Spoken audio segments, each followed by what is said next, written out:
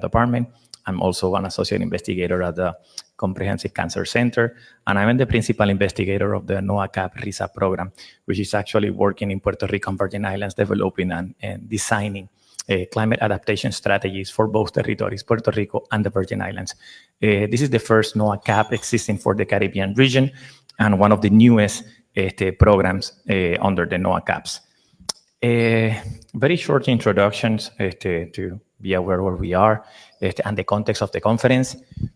Extreme heat episodes are becoming more common worldwide, including in tropical areas such as Australia, India, and even in Puerto Rico and the Caribbean region. So higher frequency, duration, and intensity of extreme heat episodes in combination with humidity, right? This is another things to consider when we're working on heat in Puerto Rico, are triggering public health issues in mid-latitude, in continental cities, and in tropical environments. Hello, please. Puerto Rico and Virgin Islands have tropical climate.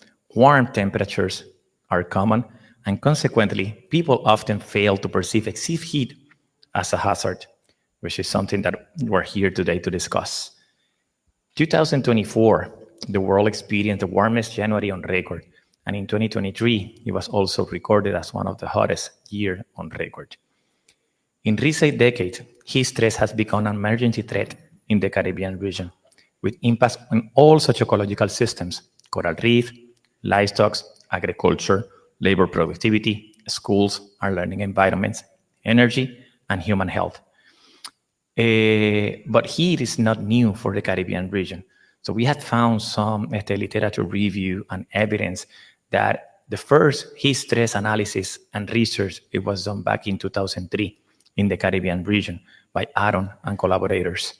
In 2014, in collaboration with the National Weather Service, we identified the longest heat episode ever recorded in San Juan, Puerto Rico, that it lasted for 42 days, with temperatures above 90 degrees consecutive days. In 2015, during a focus group, medical doctors found that temperatures hotter than usual are contributing to more hospitalizations in Grenada, Trinidad, and Tobago. In 2016, we were able to identify in Puerto Rico an excess mortality during the summers of 2012 and 2013 associated with the extreme heat episode that we identified back in 2012. Stroke and cardiovascular diseases were the primary cause of the deaths most associated with the summer temperatures. In 2017, in collaboration also with the National Weather Service, we did the first heat vulnerability analysis for San Juan metropolitan area.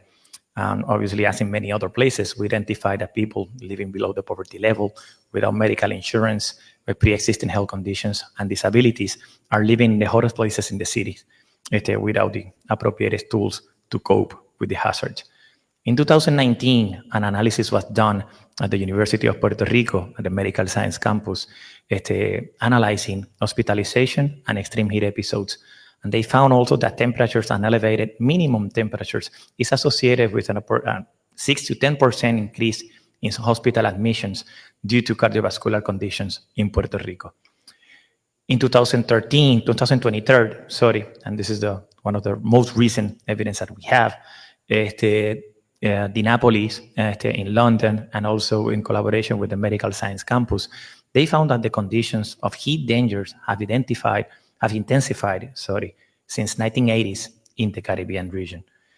So after more than a decade working on climate, heat, and health related issues, we're here today with more than 14 different academic institutions, federal agencies, state agencies, municipalities, NGOs, and CBOs, community-based organizations, and graduate students from diverse disciplines, expertise, and culture to talk about extreme heat in warm tropical environments.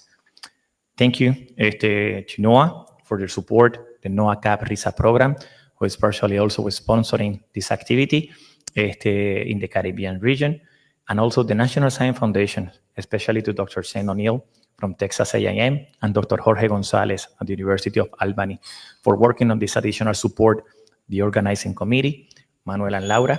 And also, I will never like to forget and to leave to the end to say thank you to all of the graduate students that have been working with me and to support me also in coordinating this activity. And finally, thank you all for coming here and for traveling to Puerto Rico. Some of you that are coming from the outside, we're very happy to host you here in this university. And with that, I would like to invite very quickly Dr. Edgardo Ruiz Cora, who is the interim dean at the Graduate School of Public Health, University of Puerto Rico, Medical Science Campus, to do a short welcoming. Thank you, Edgardo.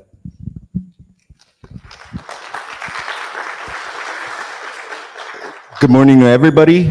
I'd like to, first of all, excuse the Chancellor of the Medical Sciences Campus. She couldn't make it this morning, but on behalf of the Graduate School of Public Health, the Medical Sciences Campus in the University of Puerto Rico, I'd like to welcome you all to this activity.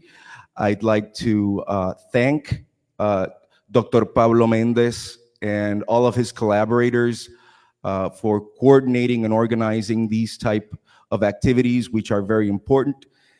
Climate change is definitely one of the premier public health challenges that we face. And in terms of my interest, for example, it intersects with other public health challenges such as equity. There's evidence that heat affects student learning, and that is an issue that is an equity issue. And for us, the discussion of these issues and how to mitigate them is very important. How do we make sure that students who are in schools that don't have air conditioning, that doesn't affect their possibilities in the future? So these types of issues are also are related to another interest of mine, which is older adults, because older adults are the most vulnerable population to heat stress and heat events. So definitely having all of these experts come together to share knowledge, to share solutions, it's a very important first step in dealing with this very important health challenge that we have. So I'd like to welcome you all to our campus, and I hope that this activity contributes to our professional formation and the formation of solutions in the future. Thank you.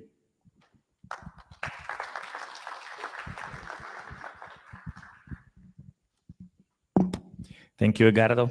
And now, following with the agenda, I would like to invite to the podium Don Grave, Deputy Secretary of Commerce, the 19th Deputy Secretary of Commerce. Thank you for being in Puerto Rico.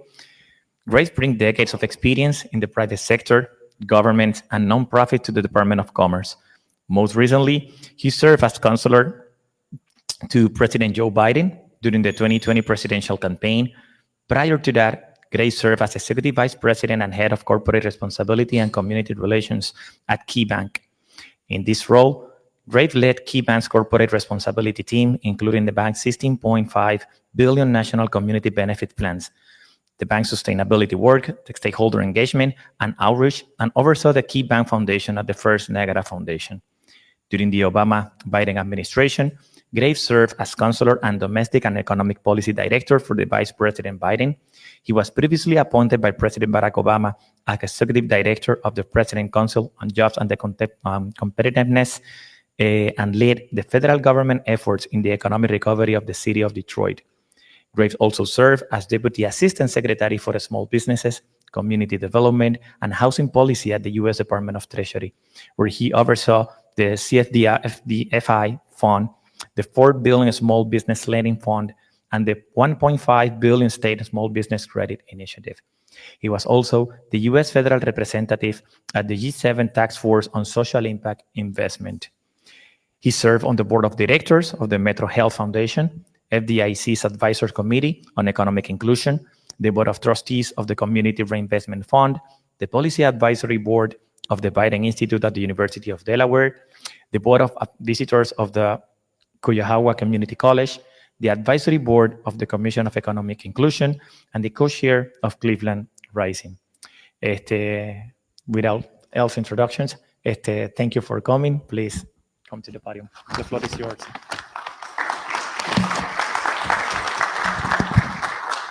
you.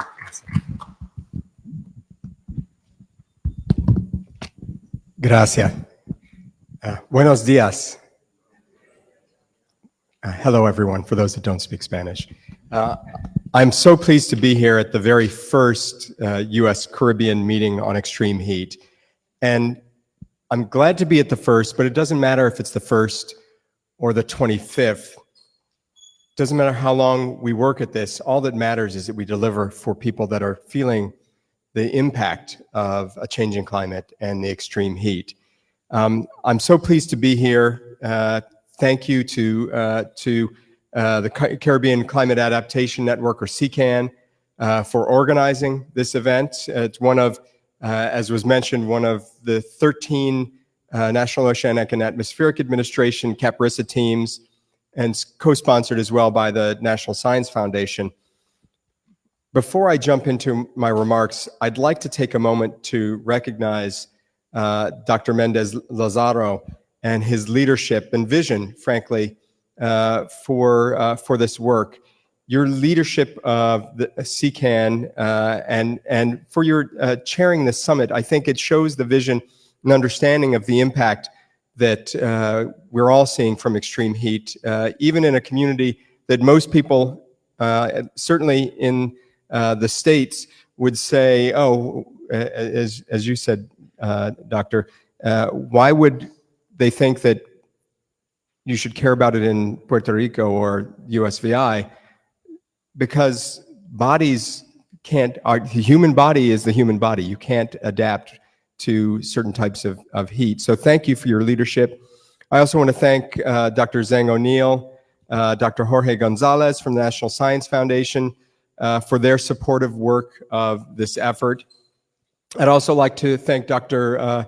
Ruiz Cora for your remarks, your leadership as well. It's absolutely wonderful to have so many different representatives from organizations that are focused on this effort, but I'm also very pleased to have some of my colleagues from NOAA across the National Oceanic and Atmospheric Administration, including colleagues from the National Weather Service and the NOAA Sea Grant Program, as well as our institutional partners over at the University of Puerto Rico. So, gracias. I have the privilege, in addition to serving as the Deputy Secretary of Commerce, I have the privilege of serving as President Biden's Puerto Rico Economic Growth Coordinator. It's a role that has allowed me to see all of the work that's being accomplished across the archipelago in the recovery, in rebuilding, charting a new course, working with our partners across the government, including our friends at FEMA, charting a new course towards economic prosperity, and one that is sustainable for the future. It's something that all Puerto Ricans deserve. CCAN, no doubt, as folks know, takes a human-centered approach, and that's the approach that we're trying to take with our work. Humans have to be at the center of everything that we do, that is focus on impacts on people, on families, on communities.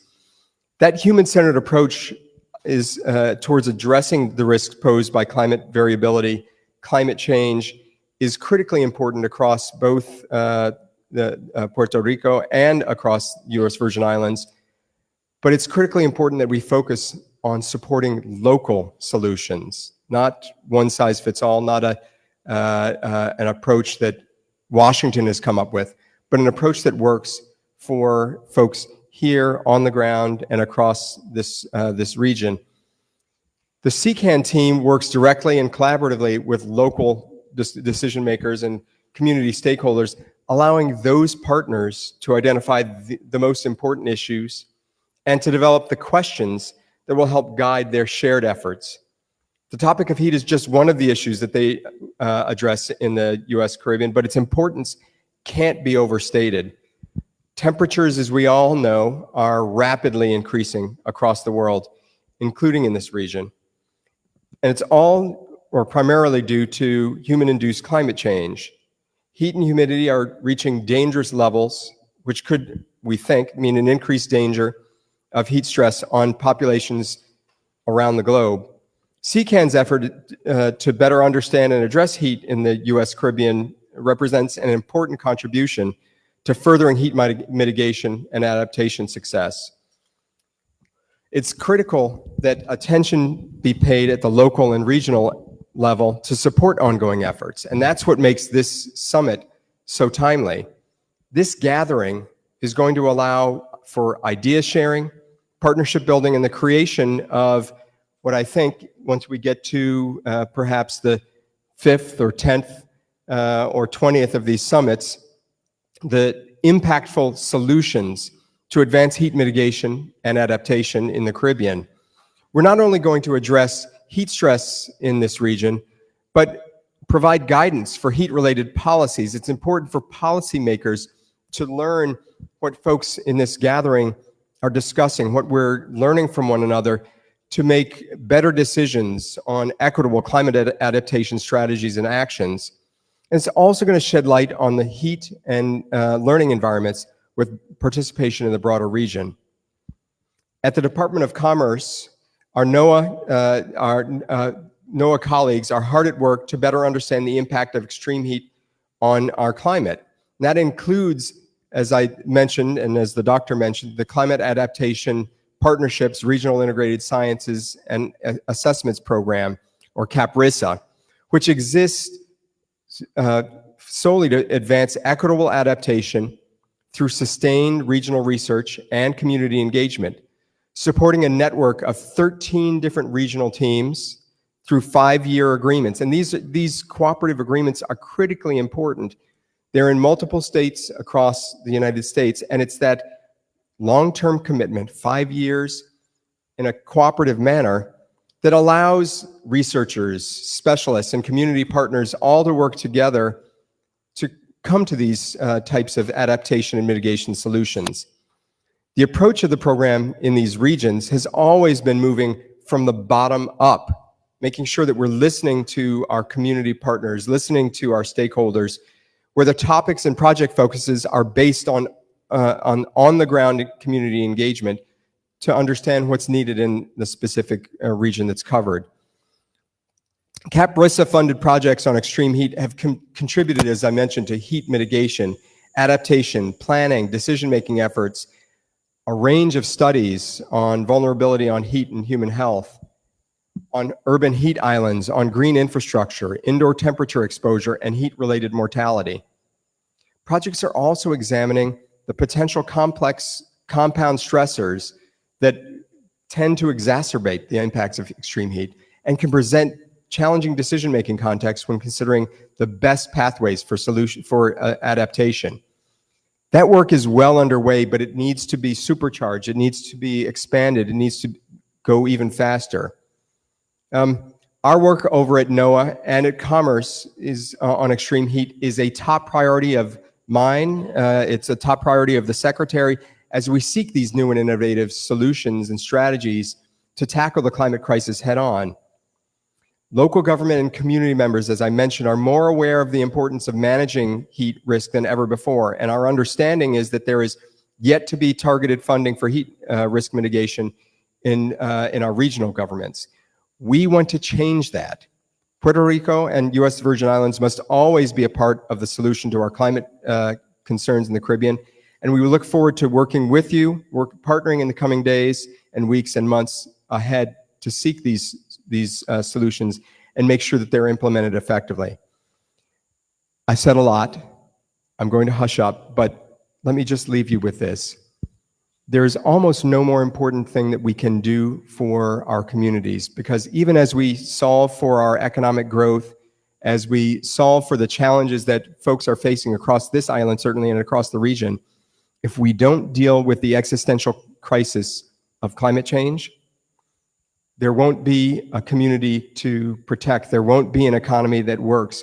We have to make sure that our communities have these types of solutions, that we're providing people with ways of dealing with the changing climate in their own communities, and dealing with the types of effects that are impacting our seniors, that are affecting our most vulnerable people. That's why this has to work. It's why I'm so grateful that we have so many different partners, because it can only happen if we all work together. So with that, Doctor, thank you so much for allowing me to be here. Good luck on the rest of this summit, and I look forward to seeing you at future summits. Thank you.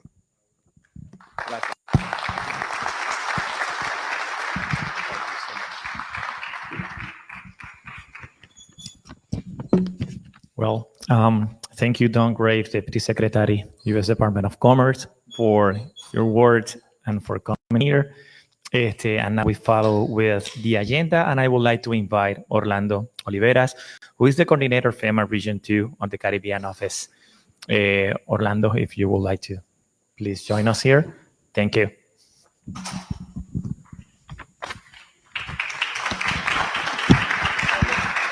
Gracias. Gracias a ti. Muy buenos días, voy a ser bien breve. Mi nombre es Landy Olivera, yo soy el coordinador de la oficina de FEMA del Caribe aquí en Puerto Rico, oficina que fue establecida o inaugurada hace 30 años atrás. O sea, 30 años de prepararnos, de responder y de recuperarnos a desastres, pero también 30 años de aprender de cómo nuestra agencia, de cómo FEMA tiene que apoyar al gobierno de Puerto Rico, al sector privado, a las comunidades con distintos temas, siendo uno de ellos el cambio climático, siendo uno de ellos las ondas de calor que están afectando la isla.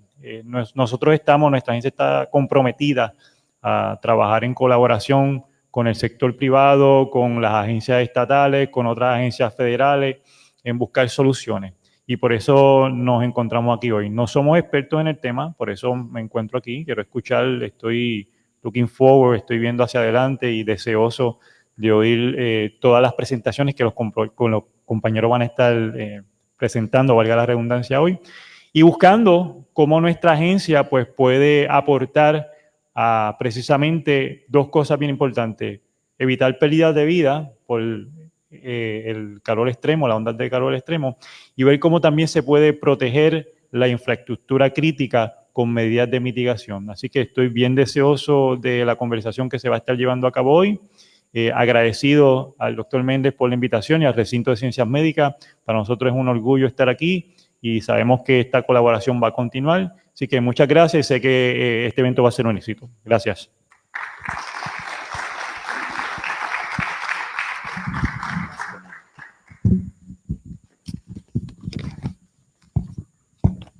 Muy bien, muchas gracias, Orlando Olivera, por tus palabras. Sin más, le estaríamos dando comienzo. Estamos right on time, no estamos behind the schedule, así que muchas gracias. Quisiera aprovechar para entonces, por favor, invitar al podio al señor Ernesto Morales. Pasamos a la sesión número 1, donde vamos a estar hablando sobre el calor en Puerto Rico y en la región del Caribe.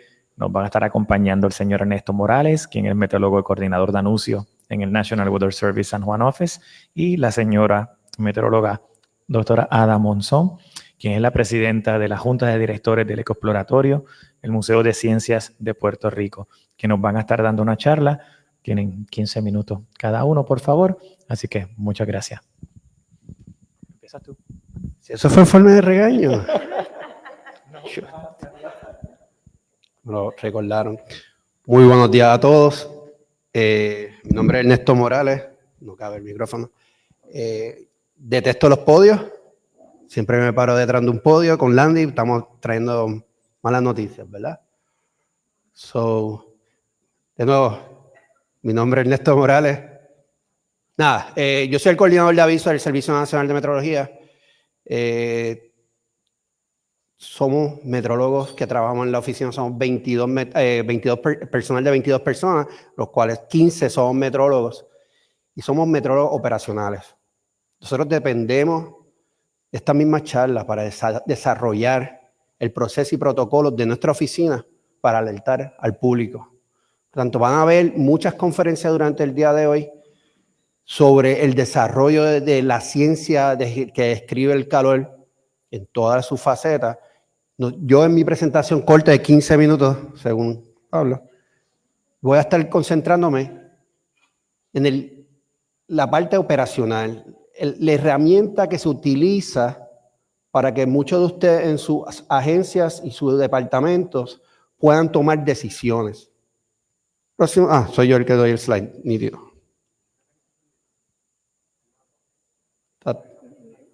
Como soy el primero, soy yo el que... ¿Cómo tú prendes esto? Ya está. Flecha para abajo. Ok, cuando ustedes oyen del Servicio Nacional de Meteorología, lo primero que se acuerdan es el peligro de los huracanes. Pero nosotros trabajamos otros peligros anualmente, ¿verdad? Tenemos trabajando inundaciones, huracanes, corrientes marinas, condiciones marítimas peligrosas, fuegos forestales, pero también la temperatura.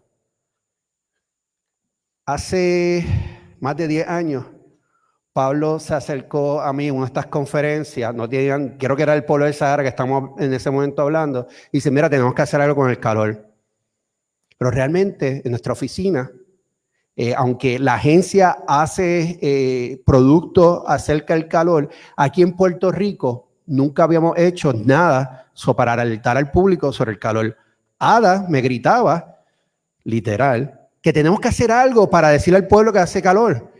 Pero esa frase, it's always hot en Puerto Rico, es todo lo que siempre hemos pensado, siempre en Puerto Rico hace calor.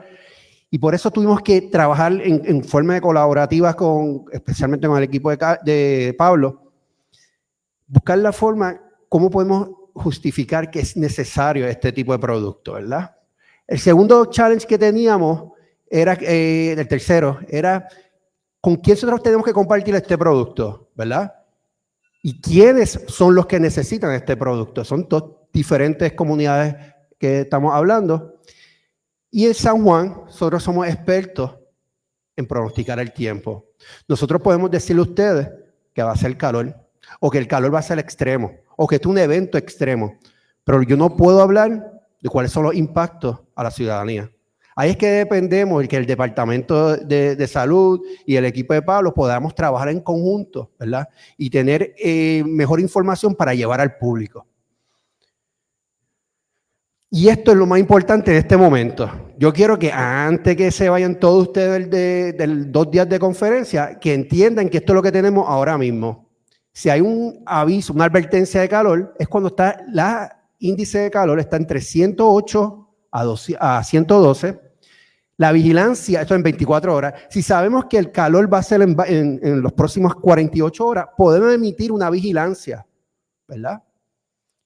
Y esto es si las temperaturas van a ser más de 112 Fahrenheit en índice de calor. Y el aviso si es que en las próximas 24 hay el peligro del calor. Pero mire cuál es el reto. La primera vez que se emitió una vigilancia de calor fue el verano pasado, junio 2. Y este cuento ya lo he hecho varias veces, pero lo tengo que hacer de nuevo. Donde estamos mirando el pronóstico y sabíamos que íbamos a tener un evento fuerte de calor, ¿verdad?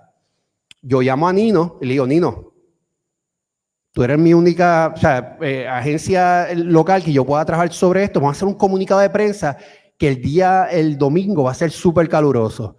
Y él, como no, yo me senté con Mariana, con la de prensa de Nino Correa, y hicimos este comunicado de prensa que el día más caluroso este año, hasta ese momento, iba a ser el 4 de junio. Y lo fue. Pero ¿qué hizo mi amigo Nino Correa? Se fue a caminar con Remo Arieta al mediodía. Pero no solamente Remo Arieta y Nino.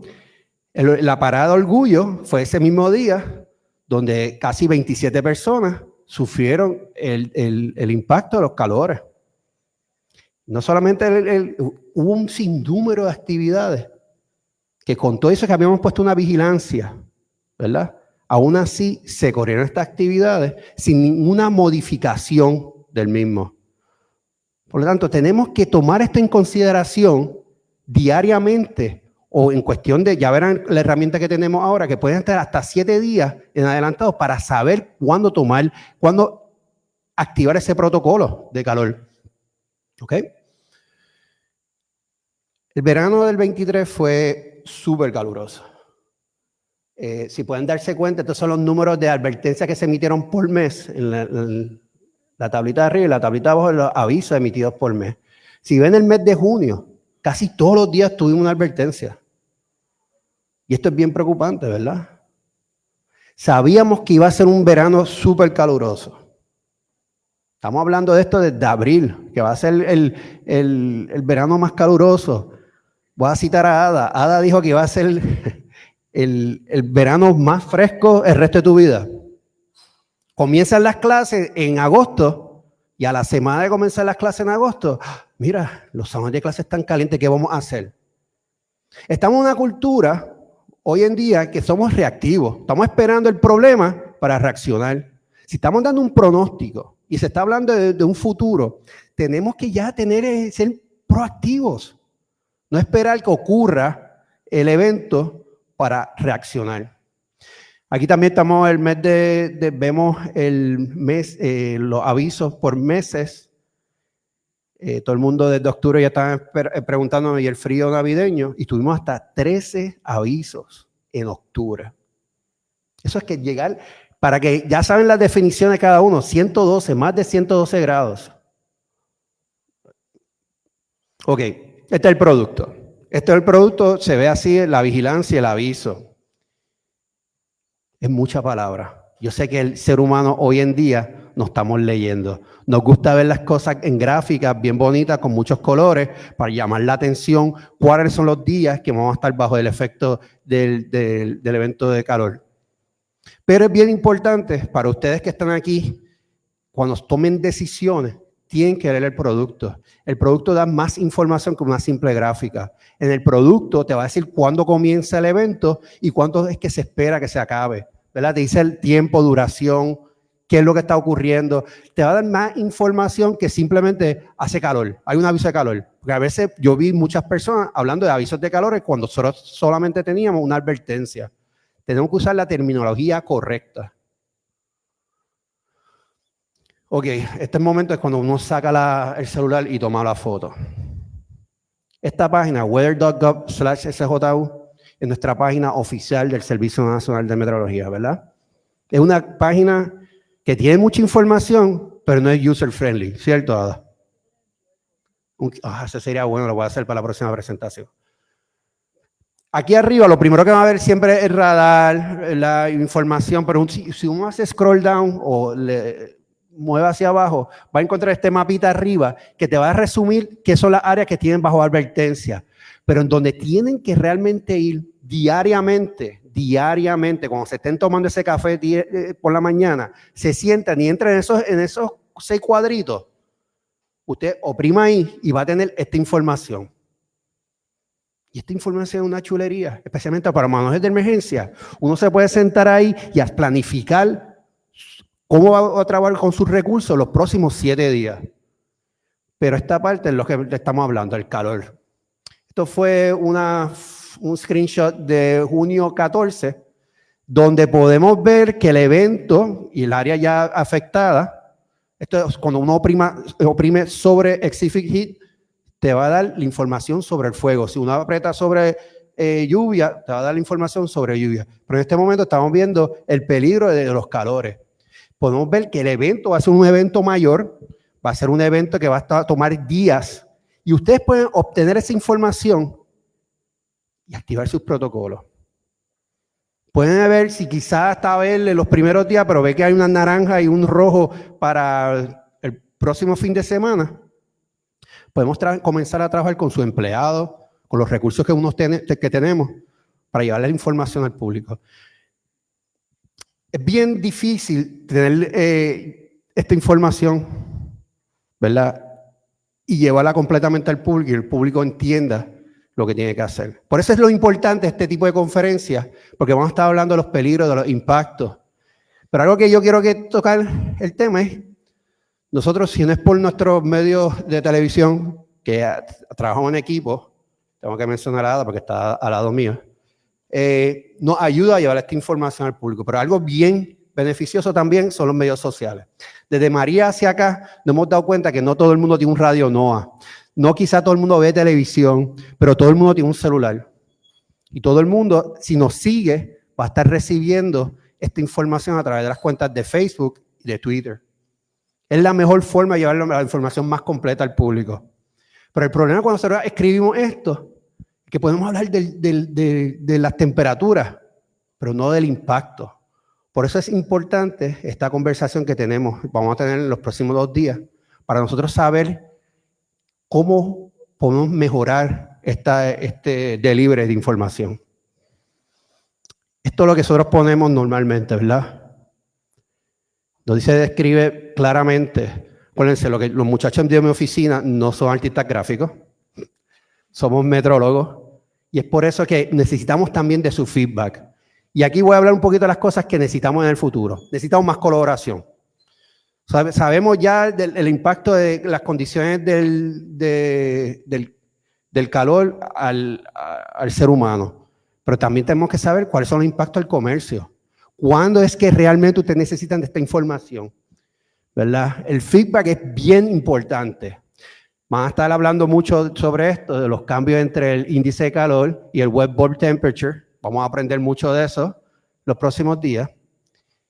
También, cómo vamos a cambiar si este producto va a afectar lo que nosotros generamos desde la oficina y cómo evitar la fatiga de estar alertando diariamente que hace calor en Puerto Rico.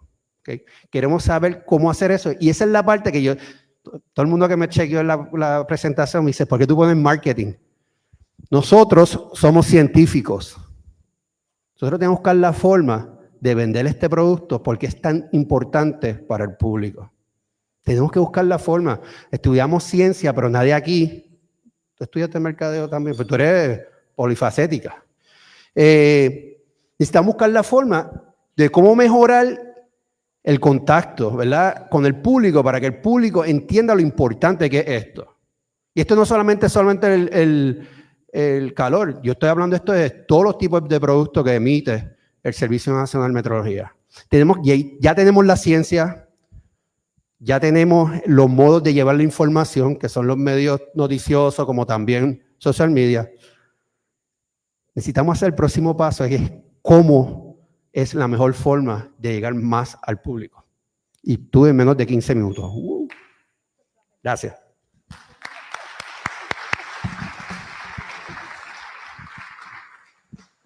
Bueno, buenos días. ¿Cómo se encuentran en esta mañana? Ok. ¿Ustedes desayunaron? ¿No? No. Déjame ver. Buenos días a todos. ¿Cómo están?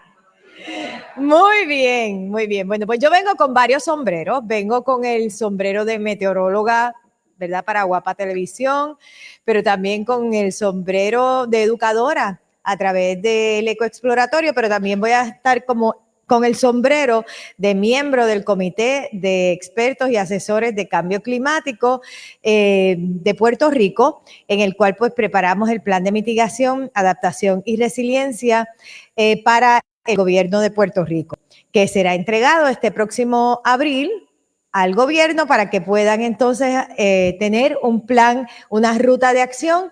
En este comité me complace estar con el doctor Pablo Méndez, con el Departamento de Recursos Naturales, el doctor Carl Soderberg, la doctora Maritza Barreto, entre otros. Así que esta sesión se titula el Physical Climate Hitting Puerto Rico and the Caribbean. Y el calor es una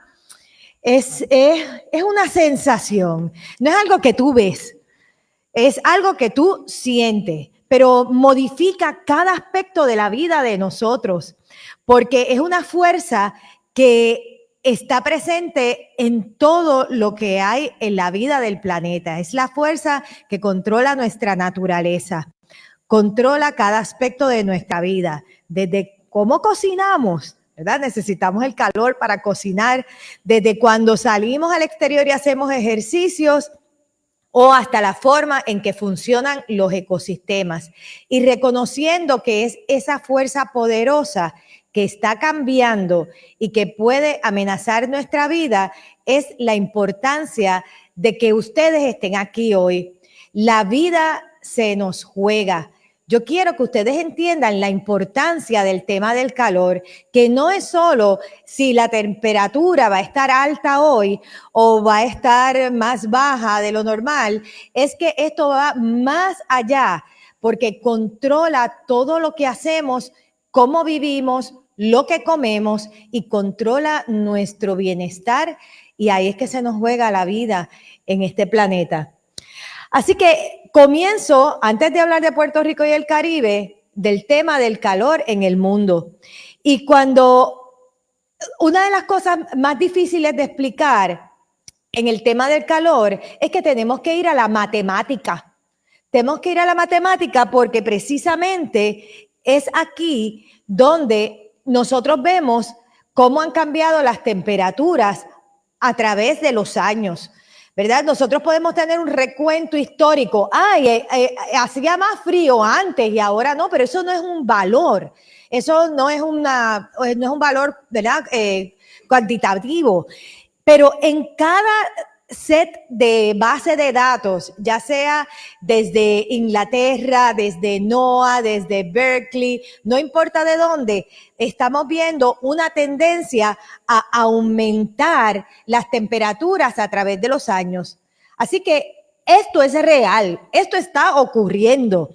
Y en ese sentido, pues es sumamente importante que entendamos que el grupo asesor a las Naciones Unidas, que es el Panel Intragubernamental de Cambio Climático, estableció en el 2021 que el cambio climático está ocurriendo, se está expandiendo, es rápido y se está intensificando.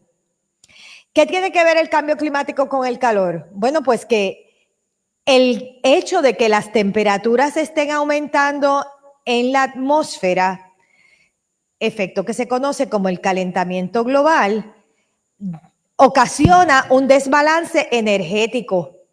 Y al ocurrir un desbalance energético, impacta todo lo que tiene que ver con el aspecto de vida y la naturaleza, como es el aumento del nivel del mar, como es afectar el derretimiento de glaciares, afectar la agricultura, afectar el agua, entre muchas otras. Así que el cambio climático viene a ser el impacto de lo que es ese aumento de temperaturas.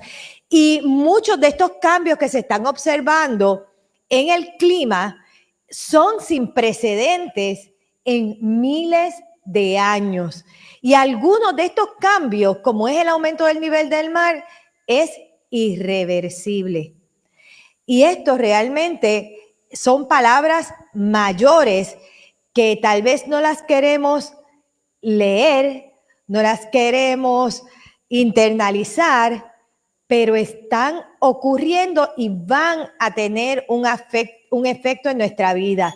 No es si va a ocurrir o no. No, señores. Esto está ocurriendo y va a tener y ya tiene un impacto en la vida de cada uno de nosotros. De hecho, cuando analizamos los 10 años más calientes en récord a escala global, el 2023 fue el más caluroso en récord. Así que si usted no ha recordado un año más caluroso en su vida que el año pasado, en efecto, así fue. Y aquí pueden comparar con el 2016 y 2020 cómo fueron esas anomalías, ¿verdad? Las diferencias con respecto a los años preindustriales. Utilizamos la base de 1881 a 1910. Ahora mismo, ¿dónde nosotros estamos? Estamos aquí. Esta gráfica presenta de enero a diciembre cómo varían las temperaturas por año. Cada una de estas líneas representa las temperaturas por año y como pueden ver, ahora mismo el 2023 fue el color anaranjado y miren dónde estamos hasta ayer en términos de las temperaturas del agua en el mundo. Así que estamos bien por encima de lo normal. Si vemos las temperaturas, no, aquella era, perdónenme, la primera era de la temperatura del aire. Y esta es es que estoy aquí con esta flecha para abajo y para arriba, es confuso. Las temperaturas del agua, miren ustedes cómo están. Esta es la del 2023 y miren por dónde vamos por el 2024. Así que estamos más frío o más caliente. Más caliente, ¿verdad que sí?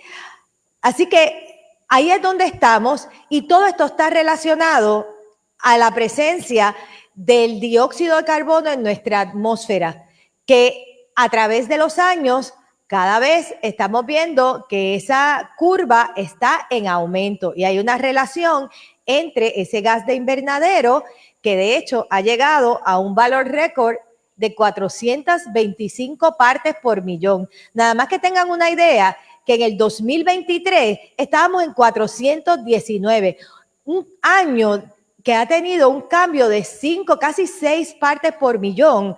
Y eso, créame que es extremadamente alto cuando estábamos viendo en años anteriores 2 y 3 partes por millón al año. En el Caribe hemos estado en un proceso muy poco usual de calor, donde hemos estado bajo lo que conocemos como un domo de calor. Un domo de calor no es otra cosa que una alta presión atmosférica que se establece, queda casi estacionaria y entonces todo ese calor, porque el aire va en descenso, permanece atrapado porque las corrientes de vientos en las altas capas de la atmósfera no lo dejan escapar. Y precisamente ese domo de calor persistente quedó aquí en el área del Atlántico. Y por lo tanto, con la humedad, que a su vez el viento arrastra sobre nuestra zona, ese calor con la humedad produjo índices de calor como no habíamos visto por mucho tiempo a través del área. Y las temperaturas estuvieron anómalamente altas y continúan anómalamente altas. ¿Qué sucede? Las temperaturas de Puerto Rico están modificadas no solo por la presencia de nuestra tierra, de nuestra superficie, están modificadas porque estamos rodeados de agua. Y si esas aguas están extremadamente calientes, la tierra no va a estar fría. La tierra está también caliente. Así que es un proceso físico normal y para este año, si ustedes ven aquí está cambiando y estas son las temperaturas, las anomalías de temperaturas en el área del Caribe y en el área al este de las Antillas Menores. Los colores rojos presentan las temperaturas sobre lo normal, así que no esperamos que haya ningún enfriamiento de las aguas. ¿Qué me quedan? Ok. En Puerto Rico, pues hemos visto que los días han ido aumentando, por lo menos los días de más calor han ido aumentando a través de los años. Y estas gráficas que les voy a presentar son unas gráficas que produjo la Oficina de Climatología de Puerto Rico. Habla un poquito más de la estadística, pero por ejemplo aquí establece el número de horas por día donde los índices de calor han estado sobre la percentila de 50% de 93 grados. Y como pueden ver, a través de los años, estos han ido aumentando. Si cogemos, por ejemplo, la comparación de temperaturas, índice de calor y también el punto de rocío, también vemos que a través de los años todo esto ha ido en aumento. Y en muchos casos es la humedad el que es el driver del índice de calor más que la temperatura. Y eso es algo que tenemos que trabajar porque podemos recomendar que sembremos muchos árboles, pero a la hora de la verdad, eso no me resuelve el problema del aumento de la temperatura. Así que, ¿cómo trabajamos eso? No tengo la solución, pero es algo para hablar sobre el mismo. Y si nosotros consideramos un periodo de 50 años, desde 1973 hasta el 2023, y busco diariamente cuál fue el índice de calor máximo.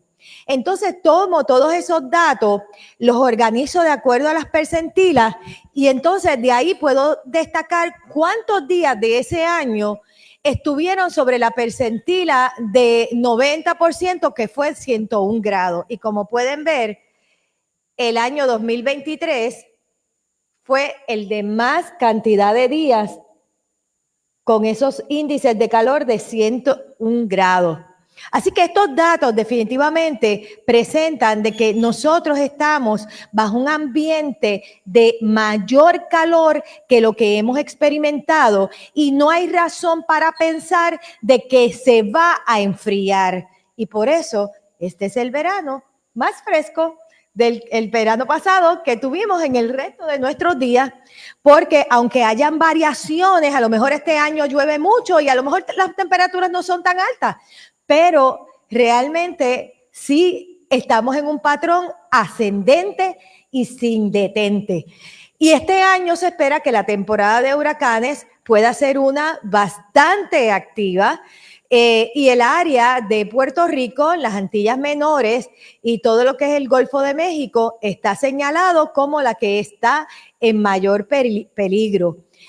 Nosotros no sabemos realmente qué esto significa, pero realmente tenemos que estar ocupados en prepararnos porque las anomalías de temperatura a la fecha están extremadamente altas. Y hay otro detalle que no quiero que se me pase, y es el hecho de que hay eventos que combinan riesgos, y si tenemos ciclones tropicales con altas temperaturas y altos índices de calor, como es el caso cuando hay un landfalling, ¿verdad? Entra un ciclón tropical donde no tenemos los servicios de energía y hay extremo calor, los impactos se amplifican. Y esto ha sido estudiado por la Universidad de California y en efecto se demuestra que con los años este riesgo, que es un riesgo compuesto, porque no es un riesgo de calor, sino que ahora estás combinando diferentes riesgos, es realmente importante para nuestra zona del Caribe. En los medios es sumamente difícil explicar esta matemática y llevar a cabo estos conceptos complejos, pero se trata de la mejor forma posible de lograrlo. Les invito a que vean este documental que preparé, que se llama Puerto Rico ante el cambio climático, es de aproximadamente 1 hora. En el gobierno, pues, tenemos la ley de adaptación, mitigación y resiliencia al cambio climático y ya estos son los borradores del plan. Estamos en este proceso donde esperamos pues que sea final y en términos de educación esto pues amenaza la salud, amenaza el proceso de aprendizaje de nuestros estudiantes, a nuestros maestros y a mí me parece que con los años la administración escolar va a ser cada vez más difícil por la cantidad de riesgos que van a ir en aumento y específicamente por todos estos retos que estamos, ¿verdad?, enfrentando, que son no uno, son muchos, debido a la rapidez con la que hay que responder para eventos extremos. Así que, ¿cómo comunicamos y cómo construimos resiliencia? Pues a través del EcoExploratorio tenemos varios proyectos, que de eso vamos a estar hablando mañana. Estamos ahora mismo con un proyecto que se llama Acción al Calor, donde se están impactando a 15,000 estudiantes y maestros del Departamento de Educación y con la colaboración de NASA y de FEMA, a través del Instituto de Resiliencia, estamos buscando sobre todo que las personas se sientan parte activa de la recuperación de Puerto Rico y que puedan enfrentar los aspectos de salud, ambiente y desarrollo económico. Así que combinando educación y comunicación podemos producir resultados positivos en nuestras comunidades. Así que con ese mensaje positivo los quiero dejar y agradecida de poder estar aquí con ustedes en esta mañana. Gracias, Pablo. Gracias, Ada. Como quieran para contestar preguntas. Abierto al público, tenemos unos 10, 15 minutos para poder responder preguntas, hacer preguntas a los compañeros en español o en inglés. Please feel free to use the language of preference. If you want to speak in English, do it. You can do it as for the to the speakers. They can speak English as well, so that is not a problem. And if you prefer to speak in Spanish, speak in Spanish as well. Okay, that won't be a problem. Greg, there is a microphone, please, because we have a virtual connection, so we're transmitting live. Thank you to thanks to EcoExploratorio Science Museum. So in the Facebook. Buenos días. Would you please say your name, just for the benefit of the people that are connected on the internet? Me llamo. My name is Greg Guanell. I am with the Caribbean Wind Technology Center at the University of the Virgin Islands. My question is, what happened in the 80s in your graph of consecutive days of extreme heat? You had 2023 and 1980. So what happened in the 1980s?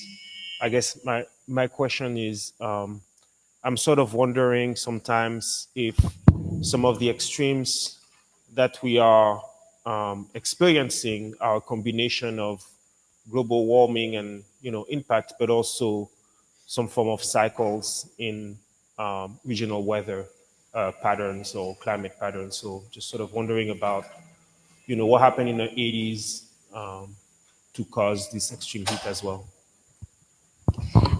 Is a very important question, because when we looked at the data for the 95th and the 99th percentile of the days that we had longest streaks in 1980 than we had in 2023 in the 95th and in the 99th percentile. However, in the 90th percentile, we had it in the 2023.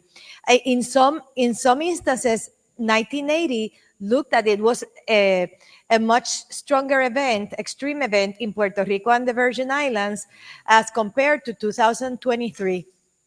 But when you see in the global context, the 2023 was much, it was a much impactful event than it was in the 1980s. So I don't. I have to depend also on the wind patterns. What we had noticed that when you have calm winds and southerly winds, you get stronger or higher temperatures, and that could have happened also in the early 80s. Because that signal of hot weather, extreme hot weather, can be seen in the Virgin Islands as Puerto Rico and across the Caribbean islands. So I think we do need to do more research about how El Niño, how it impacts the wind directions, and how also, like Ada mentioned before, what does regulate our temperature is not only the winds and the sun, it's also the ocean. So we need to do more studies of how was the ocean temperatures during the early 80s. We didn't have that much hurricanes, so it wasn't not like 2023 that even we have El Niño is supposed to have less cyclonic activity. We have like the third or the fifth season in history. So something was different on 2023, and we had to go back and hit the books and do some analysis for that. Thank you, Greg, Ada, and Ernesto. I think that we have another question in the audience. Tenemos otra pregunta en una de las personas de la audiencia. Por favor, diga su nombre y su institución para beneficio de las que están virtuales. Buenos días, mi nombre es Luz Claudio, soy doctorada en salud ambiental en la Escuela de Medicina Mount Sinai en Nueva York. Y obviamente soy boricua. Mi pregunta es sobre los comentarios que ustedes hicieron sobre la comunicación, el transferir la información al público y qué acción el público debe tomar. ¿Cuál es la barrera para lograr eso en términos no solamente de decir mañana hace calor, ¿no? Mañana va a ser un calor extremo, pero ¿qué debe hacer la persona para proteger su salud? Ese mensaje se está mercadeando, como la palabra que usted usó. ¿Cuál es la barrera para lograr esas acciones del público? Yo voy a empezar a hablar y voy a felicitar a Ada, porque Ada tiene el don de poder ser científica y ser una excelente comunicadora. Sí. Yo no soy comunicador, se ven como se me traba la lengua y yo soy el mejor que hablo en la oficina, imagínate. Es bien importante, nosotros vamos a la escuela a estudiar ciencia, a ser meteorólogo, y ahora el reto más grande que tiene, o la nueva visión que tiene el Servicio Nacional de Meteorología, es comunicar los peligros, los impactos. Yo te puedo decir el peligro, pero en la parte del impacto yo dependo, ¿verdad?, de otro expertise.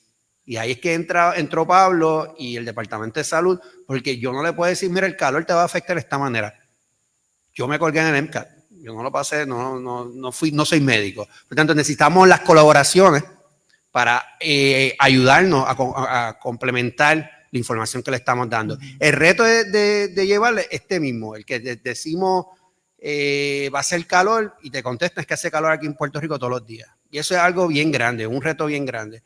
Hay que buscar la forma, cómo darle la vuelta a esto y que las personas reaccionen, mitiguen y cambien su estilo de vida. Mira, pienso que cuando nosotros comenzamos a estudiar, primero hacíamos un pronóstico y luego hablábamos de los impactos. Y realmente nosotros mismos como meteorólogos hemos tenido que adaptar a los cambios que están ocurriendo. De hecho, se está adaptando el Servicio de Meteorología, se está adaptando el Centro Nacional de Huracanes. ¿Por qué? Porque el cambio climático nos está forzando a adaptar incluso la forma en que comunicamos. Ahora tenemos que ser comunicadores de riesgos y luego el pronóstico. Cuando haya otro próximo evento de calor, más allá de hablar de cuál es el índice de calor, ¿qué significa para una persona 112 grados? ¿Qué significa 101 grados? ¿Qué significa 93 grados?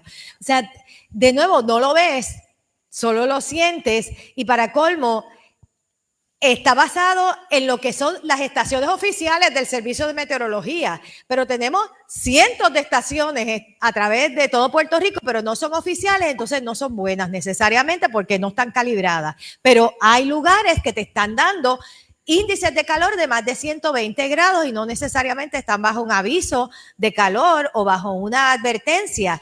Así que todos estamos aprendiendo de cómo se trabaja con el tema. Pero nosotros tenemos que realmente enfocarnos. Si hay un evento de calor, estas son las recomendaciones.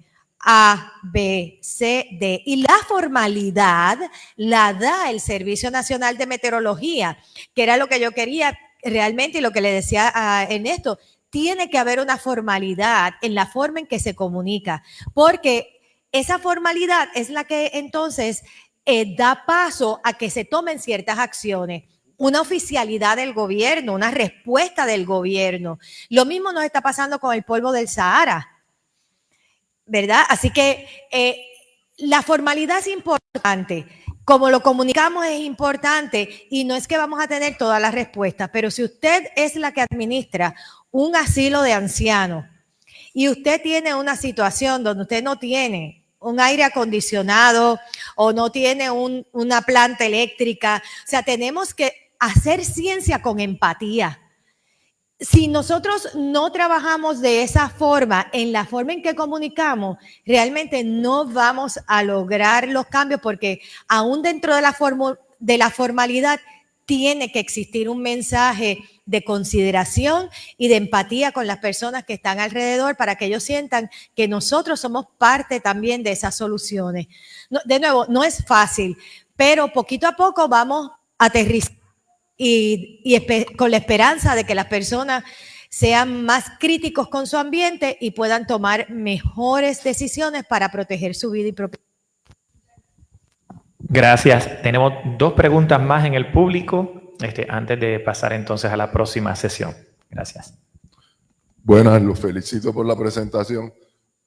Yo creo que nosotros hemos puesto mucha fe en la educación. Nosotros también hacemos esfuerzos educativos, pero yo creo que esos esfuerzos deben ir dirigidos en realidad a los que son responsables por habernos traído a la situación en que estamos. Todas esas agencias que siguen generando dióxido de carbono, todas esas gobiernos que siguen tirando bombas y promoviendo la guerra, tenemos todas lo difícil que es para nosotros vivir ahora sin aire acondicionado, sin vehículos, que nosotros mismos tenemos que todos los días entrar en un vehículo para ir a trabajar y estamos contribuyendo. La gente que sigue viajando, los viajes son una de las cosas que más calientan el mundo y nosotros, todo el mundo quiere viajar. Entonces yo creo que nosotros tenemos un reto bien grande educando a esas personas que son los que tienen el control, porque nosotros lo que podemos hacer es adaptarnos, tratar de tener misericordia y empatía con los pobres, que son los que sufren más las condiciones a las que nos han traído. Y la pregunta va dirigida a cómo nosotros educamos a los políticos que toman las decisiones, a esa gente que toma las decisiones, que es bien difícil educar a un político. Y yo creo que ese es el reto que nosotros tenemos y no es fácil, pero les felicito por el trabajo que están haciendo.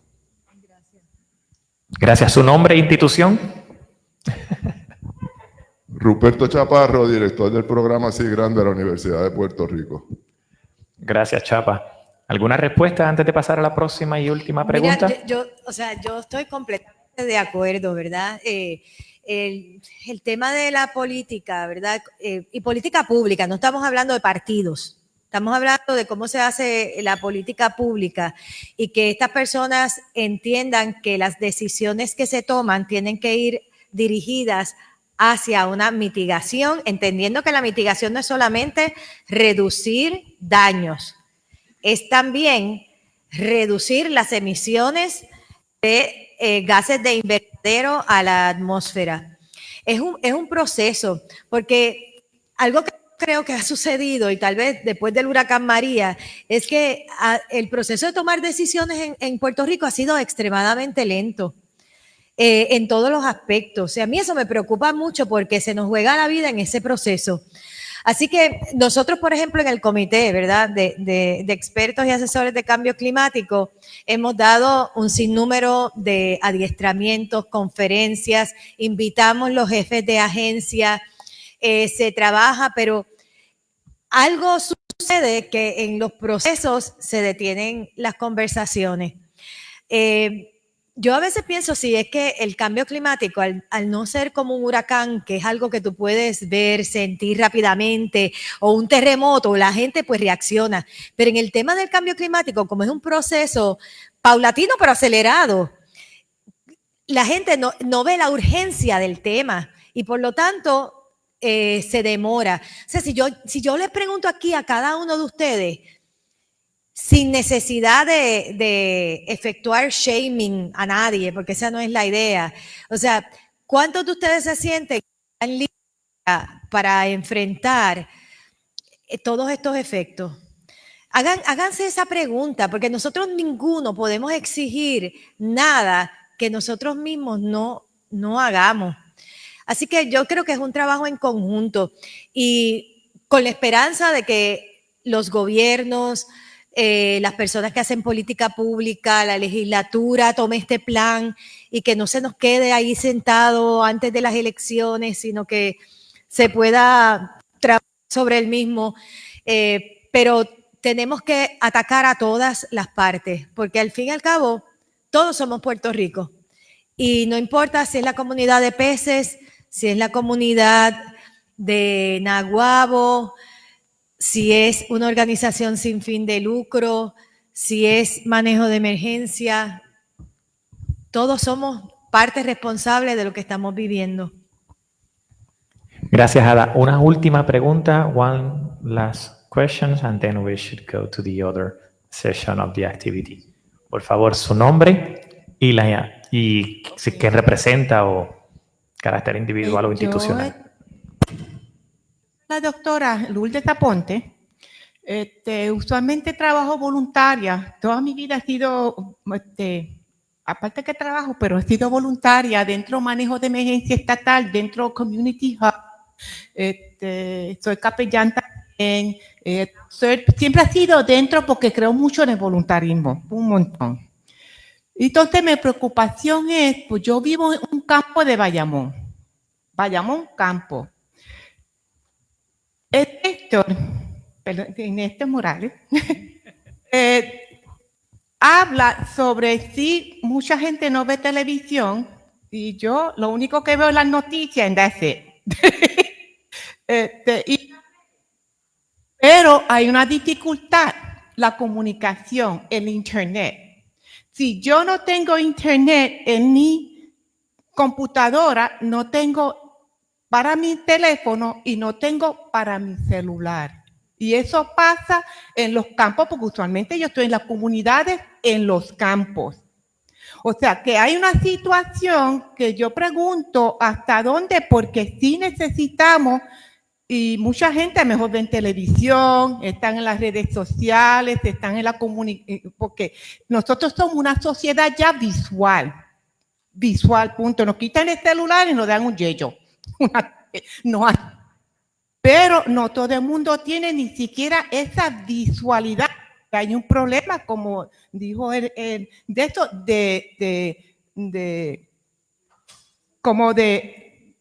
yo no sé si puedo decir de gobierno, infraestructura o una combinación de un poquitito de todo, porque usamos tantos carros que no hay transportación pública. Y eso ha seguido bajando. Si no lo hubiese decidido, hubiese estado bajando.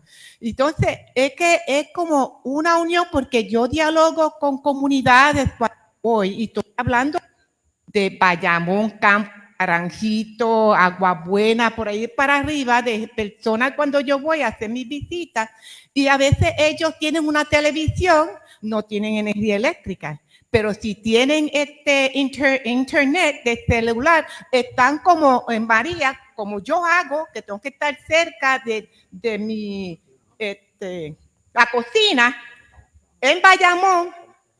Espera, déjame ver porque tengo que hacer una llamada.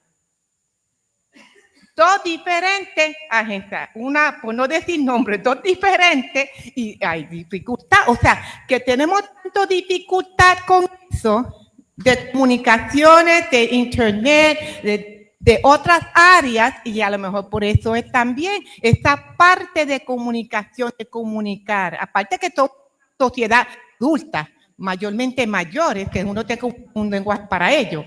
Y eso a mí me preocupa, tú sabes, ¿en qué se puede, tú sabes, todo esto? Es como, no sé, como un zambucho. Vamos a ver si nos pueden contestar rapidito la pregunta. Mira, para que comentario. Y yo entiendo totalmente de dónde usted está viniendo. Hemos tenido problemas, el problema que tuvimos, la única queja que tuvo el Servicio Nacional de Meteorología durante el María fue la comunidad sorda, que mucho de la comunidad no se enteró que venía un huracán.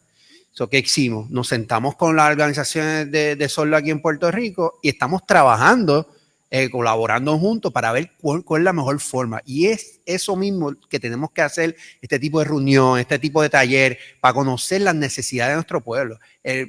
Yo estoy frente a la computadora en mi oficina y a veces me enfoco en el pronóstico y se me olvida, esto lo va a recibir todo el mundo. Las personas que van a recibir el pronóstico van a actuar como se supone que actúen o reaccionen. Por lo tanto, ese es un reto que por eso es que tenemos que tirarnos a la calle y conocer las necesidades del pueblo y buscar nuevas tecnologías de llevar la información completa y clara y más precisa al público de Puerto Rico. Bueno, radio, o sea, no podemos descartar que en todos los campos hay radio. Y radio es un medio extremadamente importante. Yo a veces me sorprendo de la cantidad de personas que nos escuchan por radio, WKQ, Guapas Radio, entre otras, Noti1. O sea, el radio es un vehículo extremadamente importante en Puerto Rico. Y de hecho es el que se mantuvo prácticamente después del huracán María. Pero ciertamente hay que trabajar con todas las comunidades que necesitan de información, sordos, ciegos, personas con discapacidad emocional, entre muchas otras. Hay muchas necesidades. Y yo creo, ¿sabes qué? Que este problema de salud mental en Puerto Rico ha ido en aumento y ya hay veces que uno no sabe ni qué escribir ni qué decir que pueda satisfacer a todo el mundo. Es difícil dar un mensaje y Dios nos proteja el día que nosotros tengamos que anunciar otro fenómeno. Porque sabes que esto va a ser de locura. Tú lo ves, o sea, lo veo en las redes sociales, ustedes no lo ven. O sea, ustedes ven cómo comentan, cómo insultan, cómo esto. Tú les dices, esta temporada va a ser activa. Ah, ya vienes a alarmar. No, señores, te estoy avisando con tiempo para que ya en febrero, si va a ser una temporada activa, aunque no lo tengamos oficialmente, sepas que tienes que ir haciendo lista de lo que tienes y lo que no tienes y ve buscándola.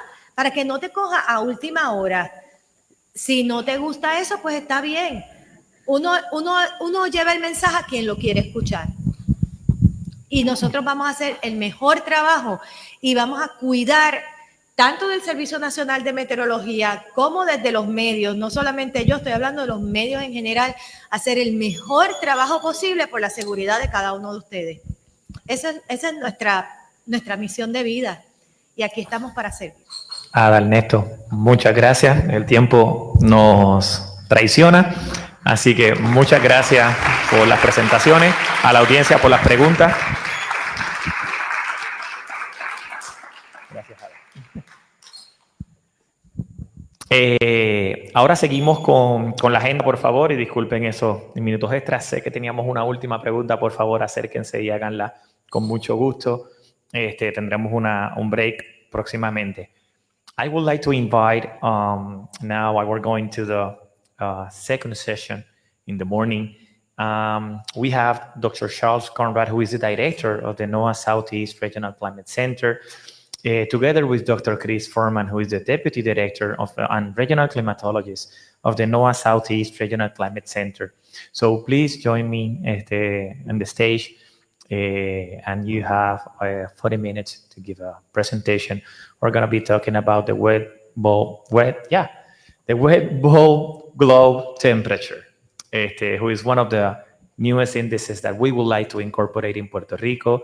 Ernesto already mentioned something about it. It's not necessarily a meteorological component, which is an index. So we have a lot of different variables inside, and we will learn from the experts what they're working on it in the United States, in different cities, and they're willing to help us here in Puerto Rico as well, designing this kind of tool for the benefit of Puerto Rico and Virgin Islands. So please join us here. Please. Thank you. Okay. Where's the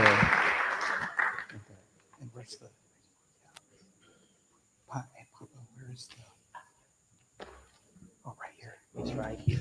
Okay. Okay, and that's forward. Yeah. Okay, it's great to be here this morning. It's great to be in tropical weather for a change. So I'm from North Carolina in the States. And I just want to really thank Pablo and his team for the invite to come down here. I am Chip Conrad, and I direct the NOAA-funded Southeast Regional Climate Center. And so what I want to do here first is hopefully move this forward.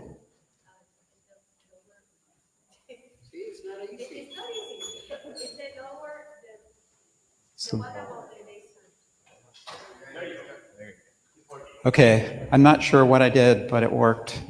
Yeah, so I'm with the Southeast Regional Climate Center, and we do a lot of different things here, but I wanted to point out first that we are one of 6 centers scattered out across the country, and you can see our geographic footprint, and very importantly, you can see that the Southeast Center includes Puerto Rico and the Virgin Islands. And we've been around for more than 40 years now.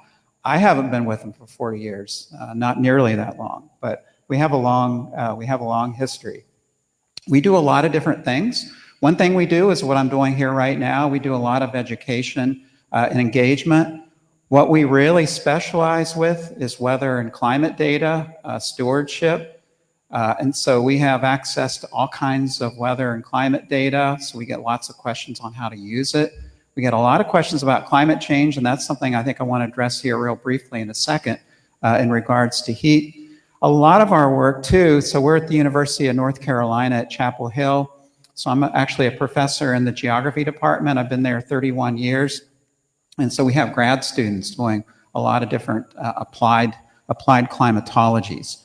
And so really what we strive to do, and what we're going to illustrate here today, are some of the web-based tools that can help people better sort of prepare for what could happen or what is beginning to happen. And so a lot of this, of course, is around heat and climate change. Okay, and so what I want to do here in the talk here is first, before we go into our tools, I want to say some things about heat stress versus heat vulnerability. I'm going to talk a little bit about some of the research we've done in North Carolina, which in some ways parallels Puerto Rico. And so we've done a lot of engagement there around heat vulnerability. And so I want to say some things there that might be applied in some ways here to Puerto Rico. We're going to talk about the factors that control those patterns. You're going to really see there's a lot of complexity here. When you study something like this, there's a lot of different things that are going on that need to be taken into account. And in the second part here, we're going to go through our web-based tools. And then we have a session this afternoon. So we have the breakout sessions. We've got a group where we'll have the opportunity to go into a deeper dive looking at these tools. And also, if you're interested, we can share more details about the heat vulnerability work that we've done in North Carolina. Okay, so in terms of heat, there's different facets of our program. And in recent years, we've been literally going out and measuring wet bulb globe temperature. And we have various devices that measure it. We also have sophisticated techniques for converting ordinary meteorological variables like temperature, humidity, wind speed, the amount of solar radiation, converting that to wet bulb globe temperature. I'll tell you here in a few seconds what wet bulb globe temperature is. So we've done a lot of field work looking at heat over different surfaces. And a lot of our work has been focused looking at high school athletics in North Carolina. Fall sports typically start in August, and early August is the worst time of the year for heat in North Carolina. And so there's a lot of heat illness. And so there's been a lot of efforts made to try to reduce heat illness and make our athletes more safer. So anyway, we've worked with athletic directors, trainers, and coaches on heat safety. And again, we've developed these web-based tools that help predict it. So first off, I want to make a couple of distinctions here I think that are really important, because when you dive into heat vulnerability, you got to recognize that there's several different things that are happening. And so we can define heat stress as just, how much heat is around. So the hotter the temperature is, the greater the humidity, the slower the wind speed, the greater the heat stress is going to be. Now, it's, of course, highly correlated with heat vulnerability, and that basically describes the likelihood of an individual or a population being injured by the heat. And so it's determined by two factors. The first one here is very obvious, is heat strain. So basically, what is the physiological, what is the bodily response to the heat there? Okay, and it's related to age. Obviously, as people age, their ability to adapt to the heat gets less and less. People who are not in good health are more are subject to higher heat strain. People taking medications, dehydration. So all these factors come into play when we're talking about heat strain. And then lastly is exposure. How much are individuals literally exposed to the heat, and how long are they exposed to the heat? So heat is not a problem at all as long as people are in an air-conditioned environment. And so the really, really big problem here is exposure, okay? Okay, so I'm going to tell you a little bit about some work that we did here. We did in North Carolina. And basically, we had what's called a syndromic surveillance system that logged virtually every single emergency room visit due to the heat in North Carolina. And we started out in the initial study. We had about a 6-year period. Later on, we had more than a decade's worth of records, but it's basically a virtual census of all emergency room visits related to the heat. And so for every single visit there, we linked it to the daily maximum temperature and the heat index at the nearest station. And this data set, which is called NC Detect, was just wonderful as a researcher to work with, because we had age, gender, we had the date, and even the time of the visit. We could really drill down geographically all the way down to the zip code. Okay, so we could really see where people live. We even had insurance information there. And so the upshot of that work, and this is work carried out by a former PhD student of mine, Maggie Sugg, showed that there are tremendous variations in heat vulnerability across North Carolina.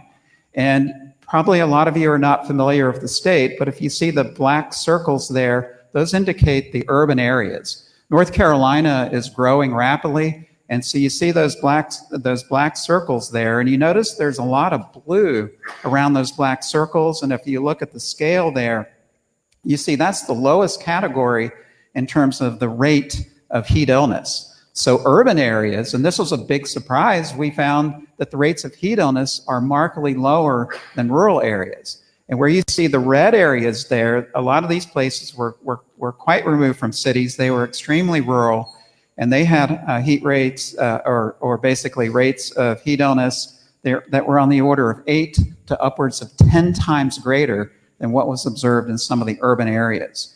And when Maggie first showed me the results, I said, you know, maybe there's something wrong there. Maybe you should go back and check your code. But that was correct, okay? And a lot of work followed up and showed this, and there's been a lot of other studies that have come out that reveal this. So what's going on? Why is heat illness a lot greater in North Carolina? Well, a lot of the areas where the heat is a problem is in the eastern part of North Carolina, and the boxed area there, that shows areas where there's a lot of labor-intensive agriculture, specifically fruits, blueberries in particular. And so this has a lot to do with exposure. So a lot of agricultural workers are very exposed to the heat. Wouldn't surprise me if that's the case here in parts of Puerto Rico. Another thing is that a lot of these areas that have the highest rates of heat illness happen to overlay with areas that have the highest rates of poverty, as indicated here in the red. Okay, and then just to add on to that, unsurprisingly, these are also areas where you have a lot of manufactured homes. And these manufactured homes, a lot of them have poor insulation. They have window air conditioning units. They're not energy efficient. And then you add to it something called energy poverty. And energy poverty is basically the proportion of the household income devoted to energy cost. And it's a real curious thing in North and South Carolina, which is portrayed here on the map, that there are big differences as you go from one area to the other and how much your electric bill is going to be. And when you take areas where there's a lot of poverty and where the cost of electricity is high, then people have to pay a much higher proportion of their monthly income just to pay their electric bill, okay? And so we have learned through our engagements that a lot of people really can't afford to run their air conditioner that much, okay? And you couple that with the fact that a lot of these areas where there's a lot of poverty, there's a lot of diabetes, a lot of people are in poor health, there's a lot of older people, and so it's kind of like what you would think of as a perfect storm. Every factor coming together to make heat illness worse, okay? And we haven't done work on it, but the number of people dying from the heat, we know is a lot higher in these areas as well. Okay, and part of our work here showed something that was really interesting. So this is a plot here that shows temperature on the horizontal axis, and it shows the rate of heat visits there on the vertical. And you can see there, we'll just look there, heat index, that's portrayed there in the red. Unsurprisingly, as the temperature gets higher, the number of people that go to the emergency room for heat goes up. But if you see, as we get to the really extreme temperatures in North Carolina, the rate goes down. And again, I asked Maggie to check her computer code when she first showed this to me, and it turned out to be true. So when it was really, really hot, what do people do? Well, they recognize it's really hot, and they don't go out as much. They drink water, okay? And so the short of what we learned here in North Carolina is a lot more people added up over the course of the heat season go to the emergency room on typical hot days, okay? Days in which the temperature is above normal, but it's not record-breaking. And people got to make a living, right? And people that are, let's say, for example, picking blueberries, they are paid by how many blueberries they pick an hour, no matter what the temperature is. So sadly, there's an economic aspect to this. Okay, so you can see here there's a lot of complexity here in terms of the heat problem in North Carolina, and so that's something that I'm sure maybe has some correlate here in Puerto Rico. So when we drilled in to see, well, where are the rates of heat illness the highest, This plot here shows by age, and it's broken up into 4 parts of the state or 4 areas according to how urban they are or how rural. And where you see basically the blues and the greens, those represent the rural parts of the state. Okay, and so of course the rates there, as I indicated earlier, are somewhat higher. But what really stands out is the fact that basically individuals from 18 to 44 years of age, that's where the rates of heat illness are the greatest. So these are the people you would think that would be least vulnerable to the heat. In other words, they tend to be healthy, okay, and so they don't have a compromised system. Why do they have a lot higher rates of heat illness? Well, it has to do with exposure. They are outdoor workers, okay, and so that's what it clearly shows. And this is really brought home here when we divide it by gender, and we see that the rates for males is on the order of 3 times higher than it is for females. And I'll be the first to tell you that this is probably a gross underestimate, because males, as some of you know, will only go to the emergency room if they're about to die, okay? And so, so this, here we were able to really target who's vulnerable, okay? And so that's really helpful a lot. And so when we go out and we engage with communities, we show these things and they sort of know about it, but when you show it in plots and so forth, it really, I think it really brings it out a lot more. Now, we developed a tool, and we can share more about this in the breakout this afternoon. I just want to kind of illustrate some of the things that we've developed in North Carolina and things perhaps that can potentially be developed here in Puerto Rico. We developed a tool called the Heat Health Vulnerability Tool. It's a web-based tool, very sophisticated. It takes National Weather Service forecast of the daily maximum heat index, and then it incorporates the day of the week and the day of the year. And so we developed a sophisticated model that predicts how many emergency room visits you get in different areas of North Carolina, okay? And what we learned in our research, obviously, as the heat index goes up, the number of visits go up. That one's obvious. But we found that there's a real significant correlation by day of week. The number of heat illnesses peaks on Thursday, starts to go down Friday, is much lower on the weekend, is relatively low on Monday, but as you go through the work week, it gets higher and higher and higher. And of course, what that's revealing there is the fact that workers are exposed. They're getting dehydrated early in the week, and so they're more prone to heat illness, and so they're more likely to go to the emergency room later in the week. So anyway, we built this effect into the model. We also built into the model a day of the year. We find, and this is unsurprising, that people are more vulnerable at the beginning of the heat season because they are not yet acclimatized to the heat. So we have that in there, and I'm going to just blow this up here a little bit so you can see just a bigger shot here. This is kind of complicated. We can go into it in more detail this afternoon, but this shows for a particular area here. So we selected a rural area in the coastal plain, which is the most vulnerable area in North Carolina. But it shows the baseline, what you would expect. And so basically the values you see here are normalized by the baseline. And so the blue there shows over the last 2 weeks, starting in the far left, going all the way up to the thick black line there, what were the predictions for emergency room visits based on this model? And you can see a lot of variability from one day to the next. There's coloration that's behind there. But what I want to really direct your attention to is the scale there that's on the left, or I'm sorry, on the right, and it shows the percent of normal in terms of emergency room visits. And so you can see there on this particular day that the expected visits were 2.75 times normal. And then there's, of course, a zone, basically an uncertainty zone. So it could be anywhere between 2.59 and 2.92. So anyway, this is very useful to hospitals in terms of predicting, how many emergency room visits are they going to get, and so they can basically prepare ahead of time.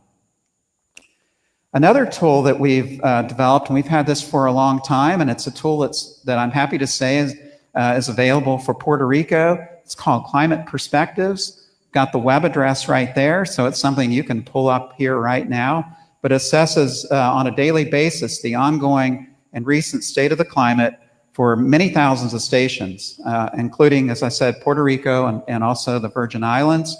It provides a fluid perspective on the magnitude of temperature and precipitation anomalies across varying time periods. So I'll illustrate this here in a second.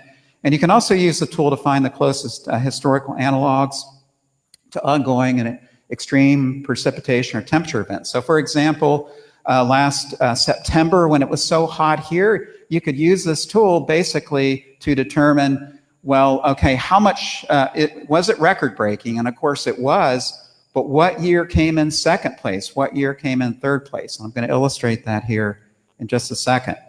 And so this, when you pull up climate perspectives, you're presented here with a big map. And so just to kind of walk you through here quickly, to get Puerto Rico, you go down basically to the there, the United States extended region, and that's what I'm showing here. You can see Puerto Rico there in the bottom right, and we got a number of stations there. And so basically, and I'm going to then zoom in. So this is a Google map. You can zoom in here. So we zoom in here to basically to Puerto Rico, and of course I'm taking San Juan here. And what I'm using here, you have two values. And we'll use the top value there. And so what this is a threaded record that goes back a very, very long time, over 100 years. So it's a very, very long time period. And so it's one that goes back far before 1980. And this is very important, right? Because and maybe this is a good time to say it too, we're talking about climate change, a huge amount of concern with that, but we have other things going on too. We've got a lot of natural variability in the climate. And we have something called the Atlantic multi-decadal oscillation. Okay, so sea surface temperatures vary over multi-decadal periods. And so back in the 70s and 80s, the Atlantic sea surface temperature was relatively cool. The Atlantic multi-decadal oscillation was in its negative mode. And then as we went into the 90s and especially into the 21st century, it went into the positive mode. And as far as we've been able to determine at this point, the AMO is not related to climate change. It's been there for many thousands of years and will probably continue to be there. What's really concerning with climate change is that we know it's getting warmer, and some of the sea surface temperature warming is unquestionably due to climate change. But on top of that, we have a natural mechanism that's making it worse. And then you add on to that El Nino, okay? And El Nino, is periodic. We've had El Ninos in the past. We will have them in the future.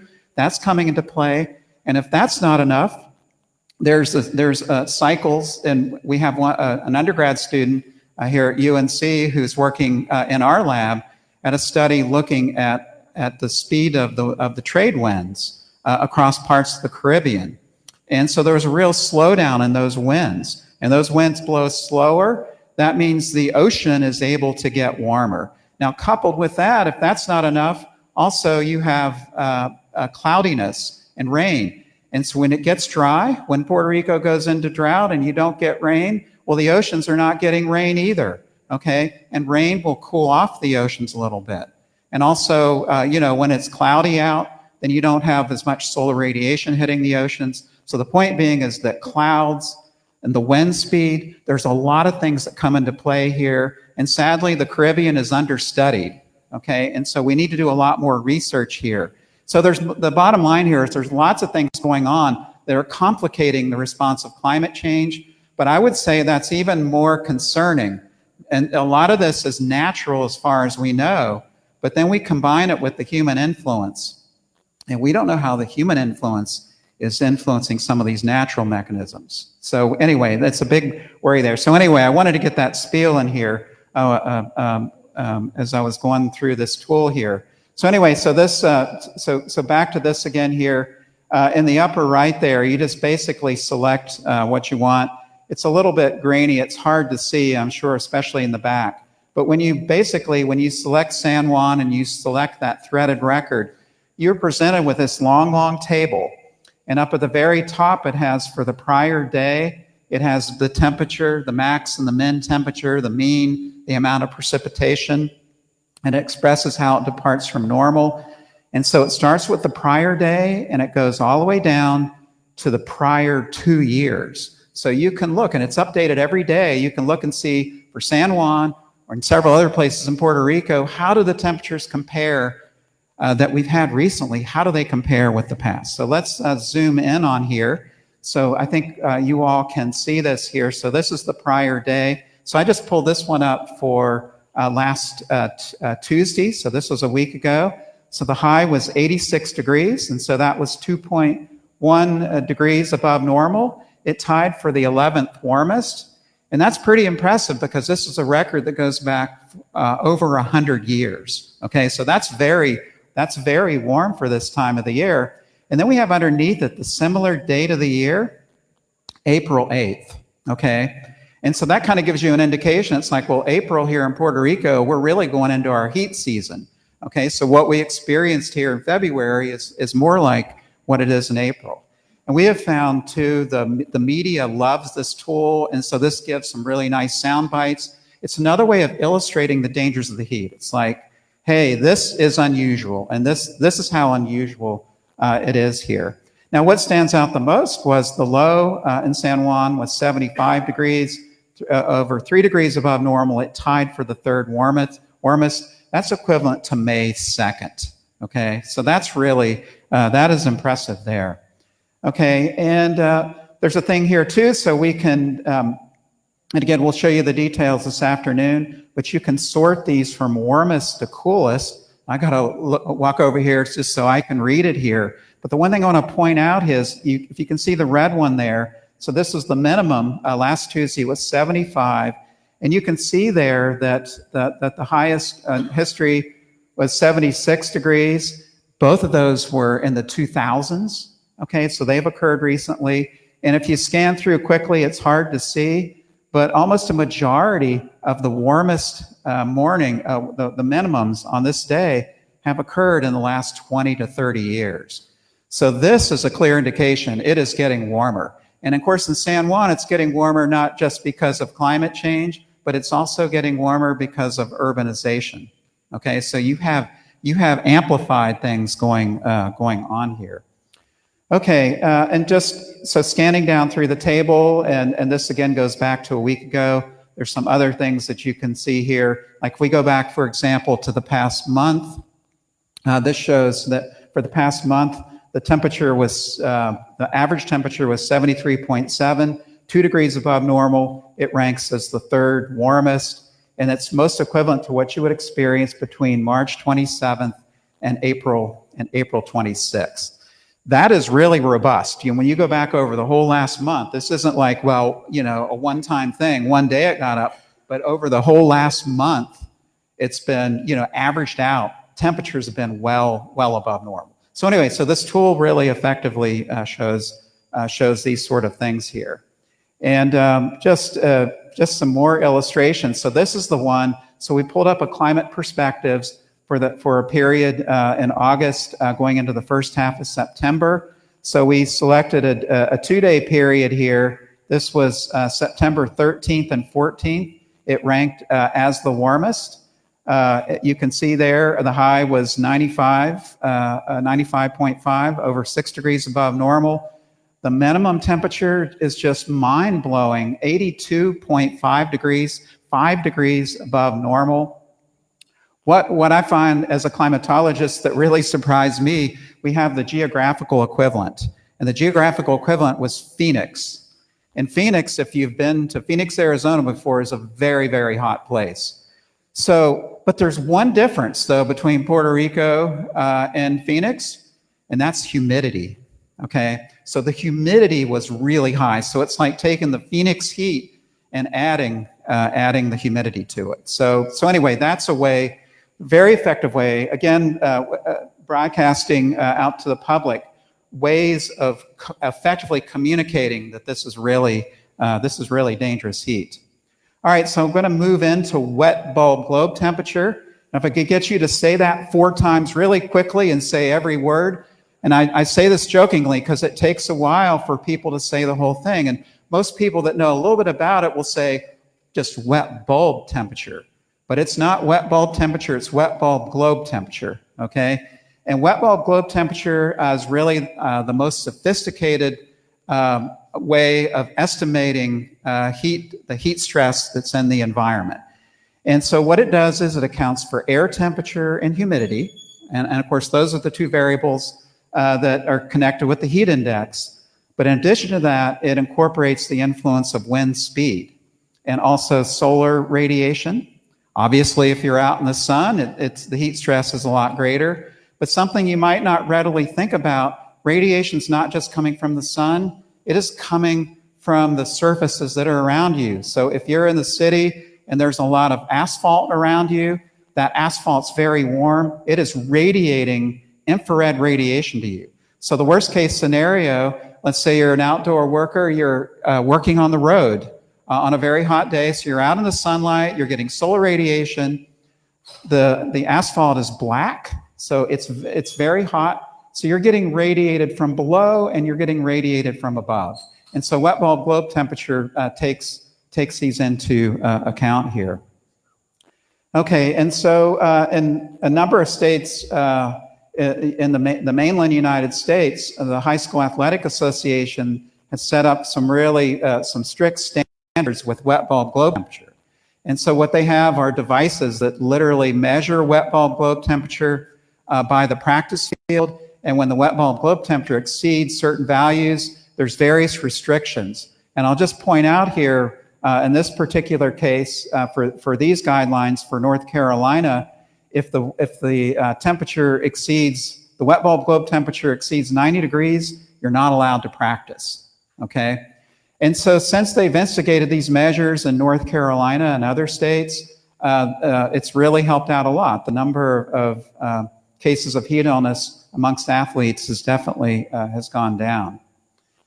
Okay, and so there's been a lot of work done across the United States on it, and very slowly more states are adapting this, but this just sort of illustrates here regions of the United States and recommended standards. So you can see there region 3, which includes the southeastern part of the United States, and then also going into the, basically the southwestern part of the US. There you can see that the standards there for that are going to be the highest. So the assumption here is that if you're acclimatized to the heat, if you're in a warmer climate, then the standards can be a bit higher. But I will be the first to tell you that not enough research has been done on this. And what are the appropriate wet bulb globe standards? And so as Puerto Rico hopefully adopts wet bulb globe temperature, we'll really need to do research to see what standards should be set there for wet bulb globe temperature. And I just want to show you a map here. So this is something that we produced at the Climate Center that on I think it was a 2.5 by 2.5 kilometer resolution. So it's very fine detail there. And where you see the darkest coloration, these are basically the areas that experience the highest values of wet bulb globe temperature on average. And so, and I'll walk over here and just literally show it to you. Miami and along the immediate coast, you see yellow. The wet bulb globe temperature doesn't get as high there along the immediate coast because partly because of the trade winds, but also during the hottest time of the day, they get a sea breeze, okay? And they have a nice breeze that blows and that cools things down somewhat. It's still dangerous, but it's not nearly as bad as it is inland there. And as we look at North Carolina, we see up there the same pattern. You see the lighter yellow along the immediate coast, but you go inland a ways, and you get to the hotter colors, you get into the oranges. And remember I was showing you before, those are areas in which you have the highest rates of heat illness. So heat illness there isn't just exposure and all these other factors, but the fact is wet bulb globe temperature gets higher there than it does in a lot of other areas. Now we have done a lot of work and we've looked at a bunch of weather stations, and we had a method for estimating wet bulb globe temperature because the Weather Service does not literally measure wet bulb globe temperature. But what we found was a lot of variation. You can kind of detect the pattern that I showed you in the prior map there, but there's a lot of variation. And that variation depends a lot on where the thermometer, where the weather station is located. And this keyed us into the idea that wet bulb globe temperature varies a lot on a local scale. So you could be in an urban area and go from an area, let's say, where there's a lot of asphalt, a lot of concrete, and go to a park and find a really marked reduction in the wet bulb globe temperature. Okay, so it varies a whole lot. And that's really the only reason we put this map here. a number of things factor into this too, especially when we get into forecasting. I think the bane of forecasters in North Carolina is the summertime forecasting showers and thunderstorms. When are they going to occur? And they have a profound impact here on the wet bulb globe temperature or any measure of heat stress. Okay, so that's in there. And there's just, you can see the diurnal patterns, the amount of shade, the cloud cover, a lot of different things enter into this. The openness of the landscape. So as I was mentioning, areas that are open, or here, if you're right along the immediate coast, you have a nice breeze. The wind has a good fetch there to work with there. And so the wet bulb globe temperature is not going to be as great. There's other places, though, where it's closed in. There's lots of trees, which is good. You can be in the shade. But you can have buildings nearby. But if you're still out in the sun, it can be very dangerous. But it's made more dangerous by the fact that the surface is so rough, the winds don't hardly blow. And so that causes the wet bulb globe temperature to really go up there. Okay, and just as a quick illustration of the wet bulb globe temperature, its sensitivity to wind, this plot here shows how the wet bulb globe temperature really increases with decreasing wind speed. So winds blowing 3 miles an hour, which isn't very much at all, just going down to 1 mile an hour, which is basically no wind at all, we see a big increase. And we'll just take, there's several scenarios. The red one there shows a day where there's no cloud cover, so it's a sunny day. The star there shows what the wet bulb globe temperature would be with the wind at 3 miles an hour under these conditions. And so this would be a temperature of 86 Fahrenheit, a dew point of 70. And then if we reduce the winds from 3 miles an hour down to 1 mile an hour, the wet bulb globe temperature goes way, way up, and it goes from the yellow flag well into the black flag. So just a difference in wind of 2 miles an hour on a hot, sunny day can make a big difference in terms of the wet bulb globe temperature. And I think one lesson here is, too, that if you can bring in fans, if you can move the air around, that provides some real cooling effect there. And so we've done a lot of field work with this, too. And just a quick illustration, as I mentioned earlier, we've worked a lot with high school athletics. And these are Google Maps. The first one is a high school very near the beach, Carolina Beach. This is near Wilmington, North Carolina. In the Google map, you see there's very few trees, a lot of open area. It's a place where you get in August and September, the sea breeze is still going. And so we found that it doesn't get, the wet bulb globe temperature on a lot of days doesn't get that high. As a contrast to that, another football practice field, this is up where we live, up in Raleigh-Durham area of North Carolina. This is a high school, and in this case here, the practice field, and you can't see it on this map, is down in a pit. Okay, it's down at the bottom of a hill, and it's surrounded on 3 sides by trees. There's a wetlands area next to it. It is a place where the wind doesn't blow much. It's a place where the humidity is higher. And this is a place where you can get extremely high values of wet bulb globe temperature. Interestingly, the place there on the right, the pit, it's up to the north. It's pretty far away from the coast. It's a place you would think that wouldn't be as hot, but locally, it can be very, very hot. Okay, and then I want to illustrate something here too. So we did a study in Charleston, South Carolina, in their medical district area. And you can see here, we've put up wet bulb globe kestrel instruments to measure it in different places. And I want to direct your attention there to the artificial turf. And if you look closely, you see that there's subtle differences in coloration there. And so we did a study here in this area, and it was a citizen science effort. So we had people going around and measuring at different places. But we had a wide variation in the measurements of wet bulb globe temperature there. Okay, and one thing that we found too was that the winds were rather complicated. There were local places that were quite breezy. So they have a sea breeze there. It's right along the coast. It almost always comes from the south-southwest. In some cases, it was hitting the building and then going the other direction. It was setting up what meteorologists call a rotor. And so there were local places that were really breezy that made the wet bulb globe temperature several degrees cooler, and other places in which the wind was blocked. So the point here is it's really intricate. And one thing too with the artificial turf, the artificial turf that was a darker color that had been put in more recently and it was darker, we measured a wet bulb globe temperature that was about 2 degrees warmer there than on the turf that was a little bit lighter colored.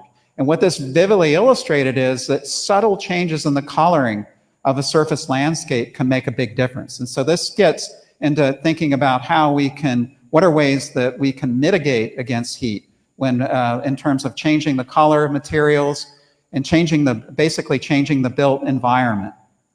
Adding trees, there's all kinds of things, that can be done there. Okay, so I'm finished here, and so Chris Furman is going to introduce the wet bulb globe temperature tool, so I'll hand it over to him. I was just looking at the time, Pablo. I know it's about 10:30, so is it possible, do we want to save this for this afternoon? Because I'm sure folks have a lot of questions about the material, so. Just kind of introduce for just a few minutes? Okay, sure. Excellent. So as Chip mentioned, we've developed with all this information and all the research that we've done on WBGT, we developed back originally in 2018 a WBGT prediction tool. So this is a web-based tool that ingests hourly gridded data. We use what's called the RTMA, the real-time mesoscale analysis product. And we combine that with forecasts from the National Weather Service to estimate WBGT. We do this on a very fine scale. As Chip mentioned, a lot of the WBGT products that we develop and a lot of the research we've done have been at very fine scales. And at least for the continental US where we started this tool, we were using a 2.5 kilometer grid.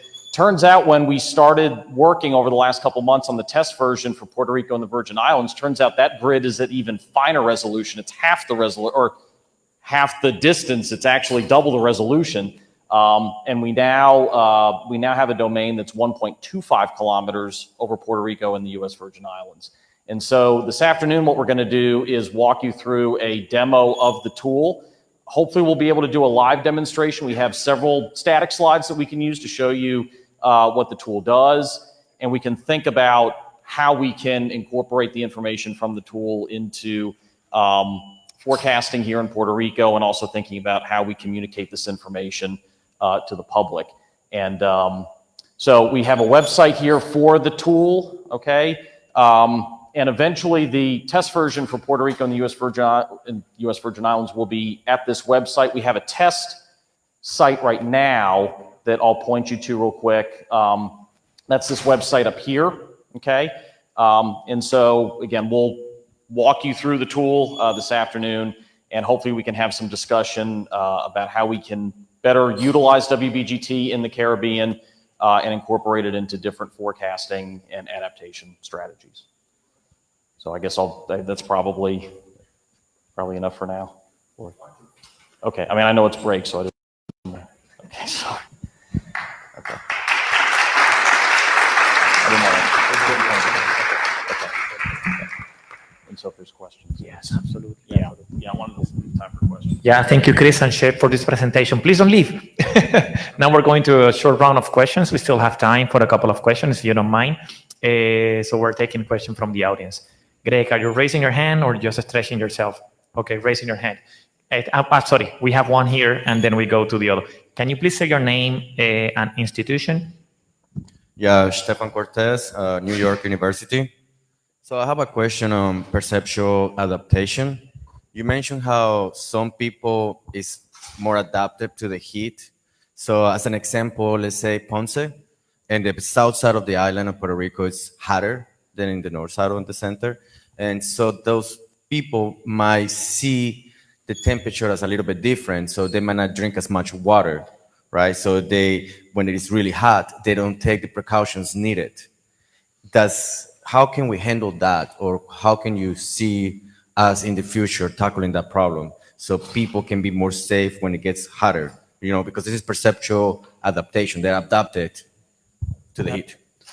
Yeah, so that's a good question, and my response will be is that when people adapt to the heat, they drink more water, okay? And, people need to trust the signal that their body is sending them.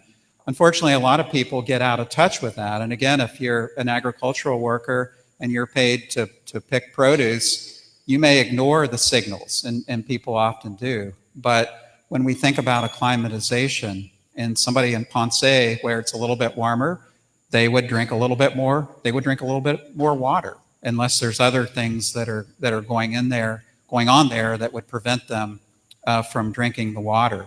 But I think a lot of it is just bringing a lot more awareness to it, to tune to the body, and knowing you're outside, you need to be hydrating. You know, whether you're noticing your body is sending you a signal or not. I will say too, you know, Puerto Rico, the temperature variations are more subtle.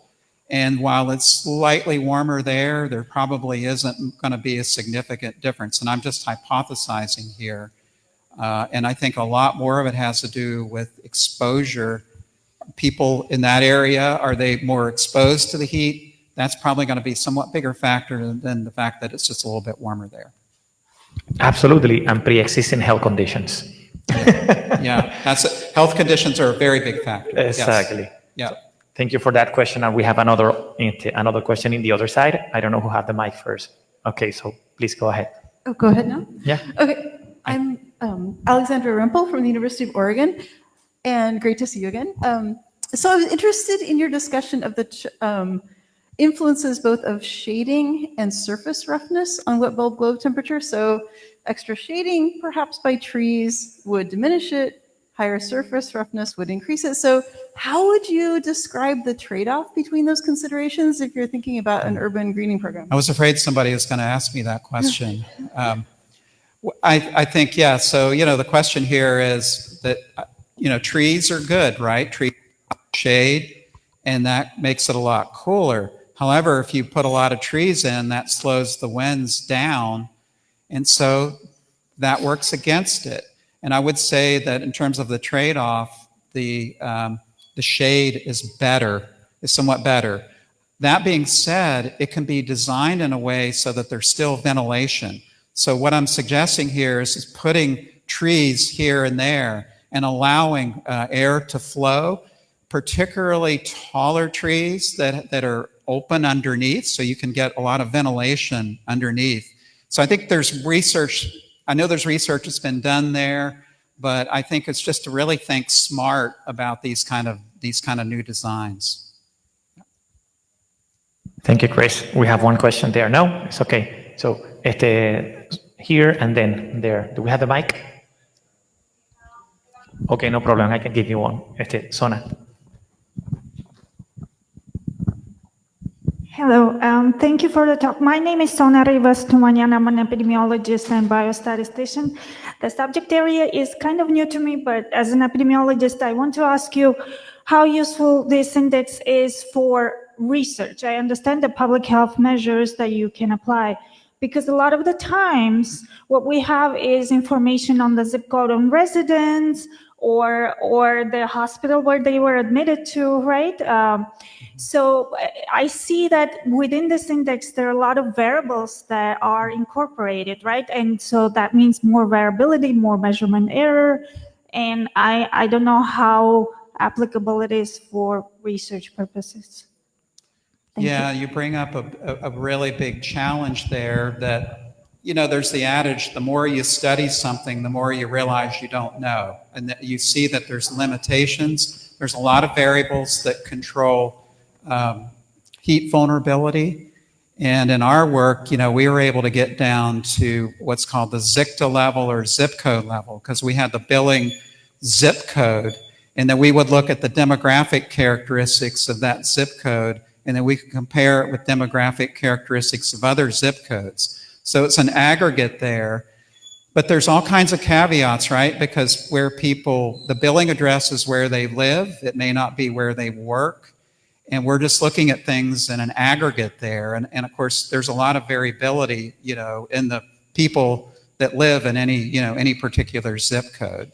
So it's a big limitation, and for statistical purposes, we need a longer time series. Recognizing too, there could be some non-stationarity in that too. It's really complicated, and there's a lot that has to be taken into account. Yeah. Thank you, Sona, for that question. Do we have one more question? You still have? Okay, yeah. Please go ahead. Matt Georgescu, Arizona State University. Thank you both for that wonderful talk, insightful. My question is in regards to Dr. Conrad's commentary about natural variability. I think that's a great point about how sometimes the modes of natural climate variability amplify the effects of greenhouse gas-induced climate change. Sometimes they work against it. I was struck by your comment about the AMO. Back in 21 or 22, I think it was Michael Mann came out and said that the AMO is an artifact and isn't actually a natural mode of climate variability. That doesn't change anything that you said, of course, about amplifying or not.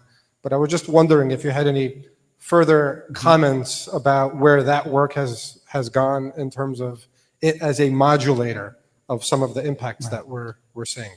I think, and this is just my opinion, and I'm not an expert per se, but my sense is that man's gone out on a limb more when he makes a big statement like that. I will tell you that there's quite a few variables that control the AMO. It's imperfectly understood. And again, the adage, the more you study something, the more you can see that there's a lot more things going on than what you realize there. So I'll just leave it with that. But we need to take it into account. Yeah. Perfect, thank you. We're running a little bit behind schedule, so if you don't mind, join me in an applause to Chris and Shep for this amazing presentation. And hopefully we will continue together working to design the WBGT to Puerto Rico and Virgin Islands. And a lot of research needs to be done to understand the impacts in Puerto Rico in collaboration with the National Weather Service. So thank you so much for joining. Thank you so much for coming to Puerto Rico. And now we're going into a break. But before going into the break, we would like to take a group picture here before leaving the room, because now is when we have everybody here, and we also have a lot of people connected on the internet. But before leaving into the break, please, let's group together in the center of the room, everybody here, y vamos a hacernos una foto de grupo. Pasamos al break y luego volvemos entonces con las próximas sesiones que van a ser las de Extreme Heat and Public Health. Agrúpense, por favor. Let's group together, everybody here in the center.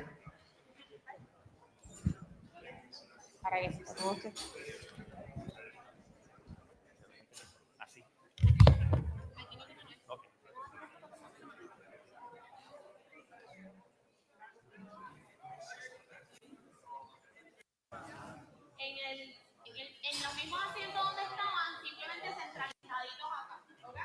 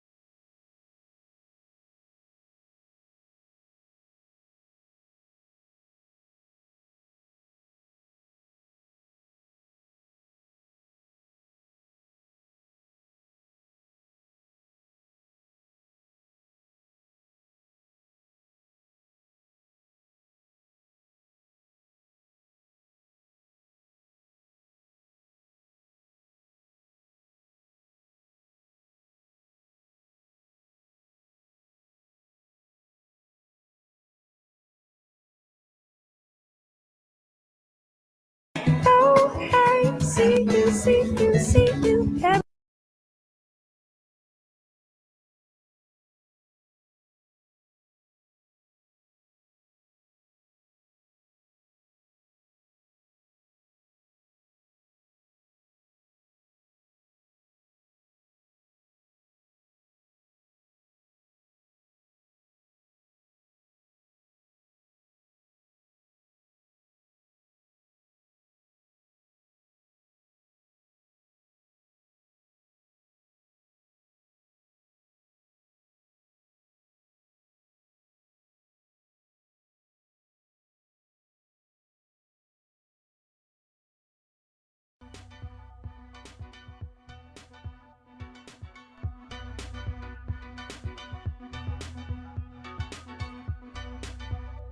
I've been dancing.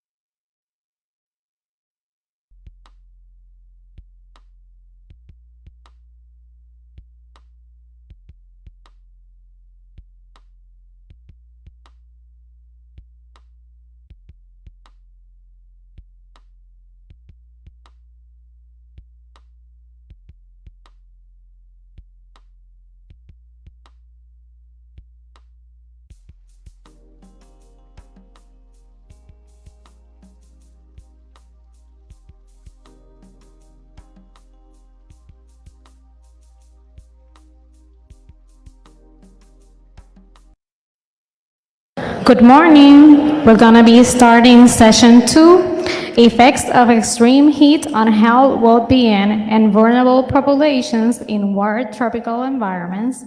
Buenos días. Vamos a comenzar la sesión número 2. Los efectos del calor extremo en la salud, el bienestar y las poblaciones vulnerables en ambientes tropicales. Soy la doctora Nancy Cardona Cordero y seré la moderadora para este panel. We will be starting calling Dr. Lisa Milan. Dr. Lisa Milan is a Public Health Search Planning Manager and Behavioral Health SME Coordinator of the Department of Health. Please come join us. La doctora Lisa Milan trabaja para el Departamento de Salud, enfocada en el manejo, planificación y es la coordinadora. Please join us, Dr. Evan Mallon, Health Scientist of the Climate and Health Program, Division of Environmental Health Science and Practice at the CDC. El Dr. Evan Mallon es científico de salud y trabaja para el CDC. Please join us, Ms. Lenulisi Rosado, Environmental Health Leader, Liga de Ciudades de Puerto Rico. Le damos la bienvenida a Lenulisi Rosado, líder de salud ambiental de la Liga de Ciudades de Puerto Rico. We would like to call Dr. Pablo Méndez Lázaro, Principal Investigator of the Caribbean Climate Adaptation Network and leader of the Caribbean chapter for the 5th National Climate System. And please join us, Melanie Rodriguez, from the Division of Environmental Health from the Public Health Trust. Del Fideicomiso de Salud Pública, la gerente de proyecto, Melanie Rodríguez.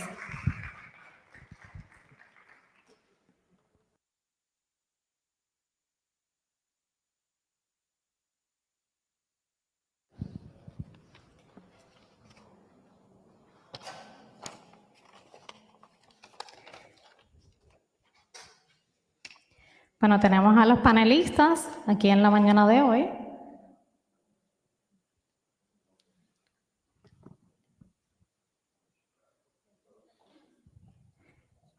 Tenemos a la doctora Lisa Milán, que entiendo que es la persona que va a comenzar.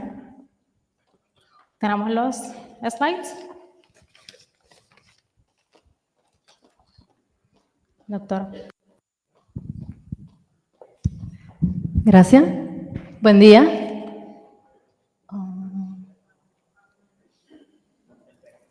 Tengo que parar.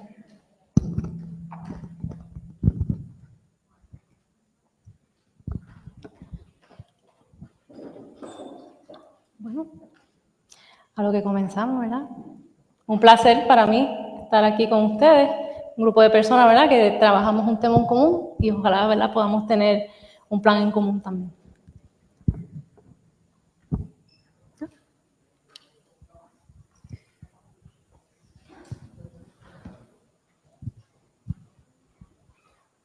Vamos a ver.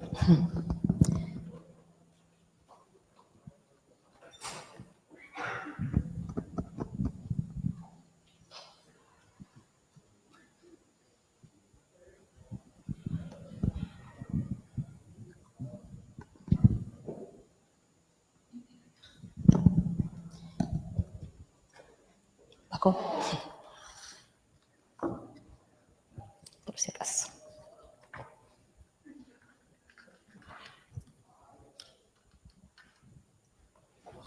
Sí, no se preocupen. Tengo backup por si acaso también.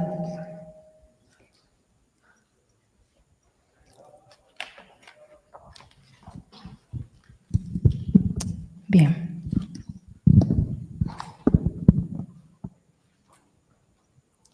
¿Ok?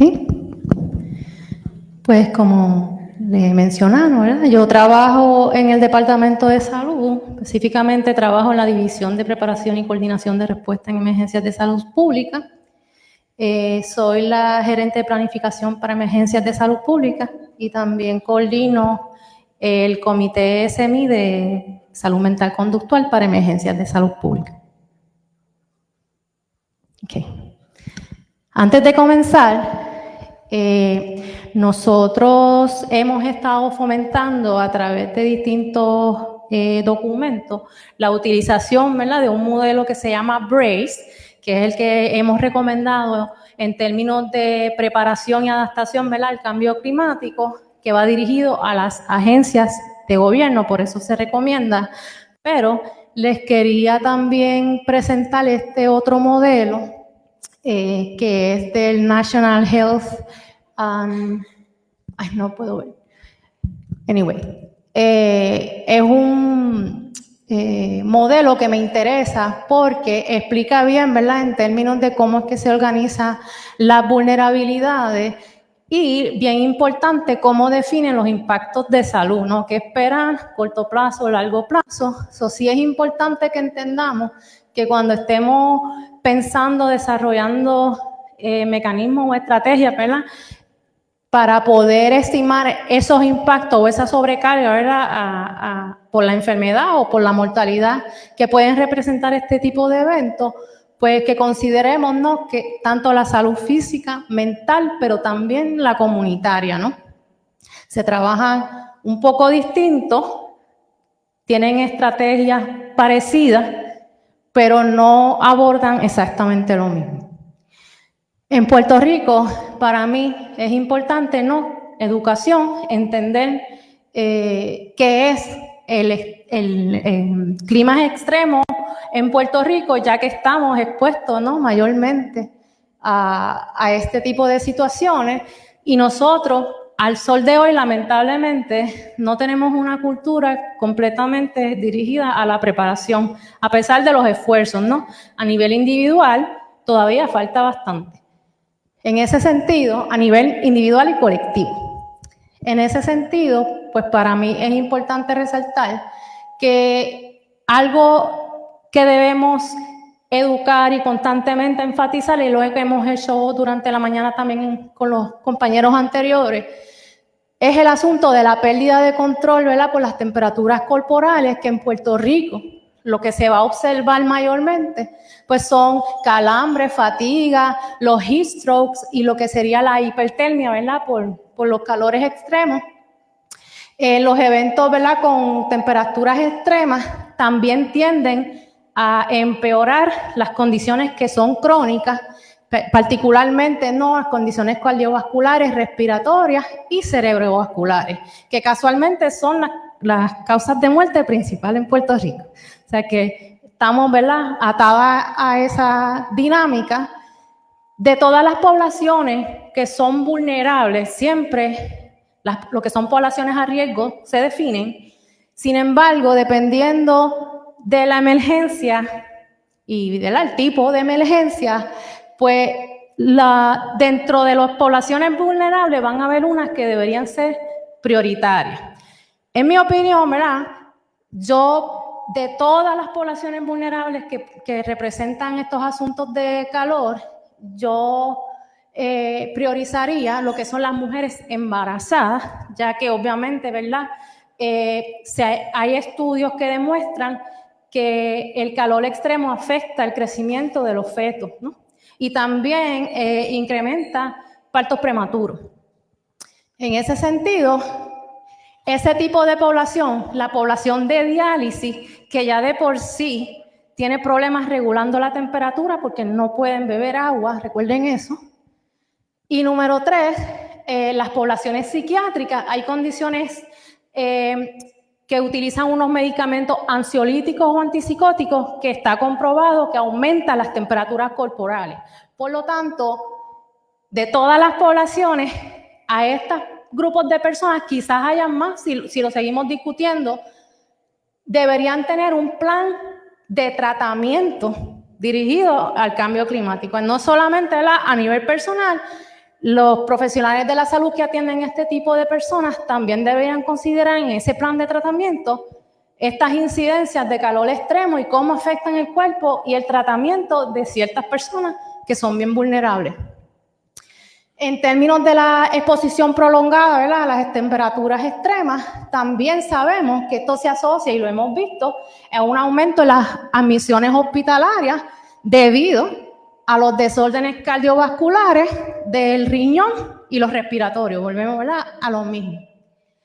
Adicionalmente, a nivel comunitario hay unos impactos. Tenemos los impactos, ¿verdad?, a los servicios esenciales y esa infraestructura esencial, pero también tenemos los asuntos de salud ocupacional, ¿verdad?, con estos trabajadores que están afuera, los atletas y los animales. O sea que de todos los que son prioritarios o son poblaciones a riesgo, hay unos que son prioridad y por ahí se debería comenzar. Continúo. Si tienen, ¿verdad?, cualquier duda, para ir avanzando, disculpe. En este caso, en el Departamento de Salud, lo que estamos, ¿verdad?, tratando de hacer es, primero, nosotros realizamos un análisis de vulnerabilidad y riesgo. Ese análisis considera amenazas de cambio climático y en ese informe hay unas recomendaciones que van dirigidas al sector de salud pública y al sector de salud privado, que pueden verificar, hay unas estrategias a corto y largo plazo. Adicional, incluimos en ese análisis que no se había hecho anteriormente los asuntos de calor extremos para tratar de analizar.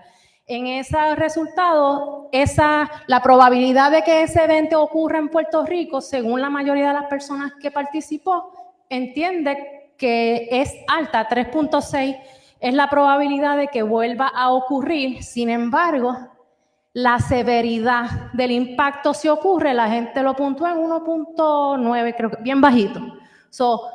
Hay una alta probabilidad que nos dé, pero no nos va a afectar mucho. Eso es lo que piensa la mayoría de las personas. Adicionalmente, se ha desarrollado en la Oficina de Epidemiología un sistema de vigilancia sindrómica atada, ¿verdad?, relacionada a calor extremo y a la luz, a la exposición a la luz. El año pasado, ¿verdad?, por 52 semanas se estuvo realizando ese análisis. Este año, ¿verdad?, la primera semana de enero no había recibido alerta, pero en ese informe sí hay una frecuencia, una gráfica que ustedes pueden ver que casualmente, ¿verdad?, los meses que ustedes proyectaron ahorita, que eran los más calurosos, fueron los meses que hubo más aumento en esta vigilancia. O sea que vamos por ahí. Ya. Y en este caso, pues tenemos, ¿verdad?, el sistema de alerta de hospitales, que nosotros, si meteorología indica que hay una alerta que viene, ¿verdad?, viene calor extremo, esto se envía a los socios del sector de salud y tiene capacidad de recibir, ¿verdad?, un montón de personas a la misma vez la información pertinente sobre qué observar, qué recopilar, y esto ayuda al sistema de vigilancia. Adicionalmente, ¿verdad?, pues estamos tratando de mantener un approach científico y colaborativo con las demás entidades. Este modelo lo traigo solamente, ¿verdad?, porque entiendo que busca esa ciencia transformativa y colaborativa relacionada al cambio climático. Y en ese sentido se enfocan los 4 elementos que tenemos que resaltar en el medio y la ruedita alrededor, pues es todo lo adicional que habría que irse trabajando para esa colaboración. En este sentido, ¿verdad?, para mí, ¿qué más podemos hacer? Hay que integrar el sector, ¿verdad?, de la salud privada también. Ellos tienen un componente bien importante, ellos pueden ayudar a reducir también emisiones. Tenemos, ¿verdad?, para mí, voy a finalizar con esta parte, porque yo creo que la aportación principal mía radica en el asunto psicológico. Y nosotros hablamos, ¿verdad?, de muchas estrategias, pero se nos olvida que los individuos tienen unos procesos. Y en ese sentido hay que explorar modelos psicológicos, porque hay modelos psicológicos para ayudar en el mercadeo del mensaje, también para ayudar a modificar conductas y las condiciones de los individuos, porque en esencia, si nosotros queremos un cambio, el cambio va a empezar por los individuos. Así que en ese sentido, cuando pensemos en la aportación psicológica, no solamente miremos, ¿verdad?, los asuntos de depresión, ansiedad, ecoansiedad, solastalgia, que vienen asociadas al cambio climático, también, ¿verdad?, la pérdida de control viene asociado a eso, sino que la psicología también puede aportar en esos modelos para modificar las conductas y las condiciones de las personas para que acepten, ¿verdad? O entiendan la importancia de este cambio. Le agradecemos a la doctora Milán, ¿verdad? Por esta importante información desde la perspectiva, ¿verdad?, del manejo conductual. Y ahora tendremos al doctor Ivan Mallon. So thank you, Dr. Lisa. We'll now have Dr. Ivan Mallon. If you can please upload his slides.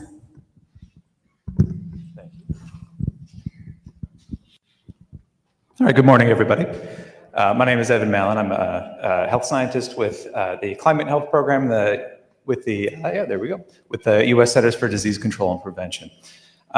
So we have been asked to be very brief, so I just wanted to introduce a few concepts that I think are really important for us to consider today and tomorrow as we continue our discussion into what we can do about managing extreme heat.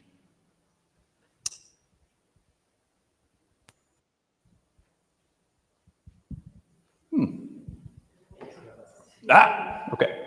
I don't know what I did. So extreme heat is a rising challenge across the United States. And so we have, on average in recent years, about 1,220 deaths as specifically attributable to heat. Now, we imagine that this is a significant underestimate.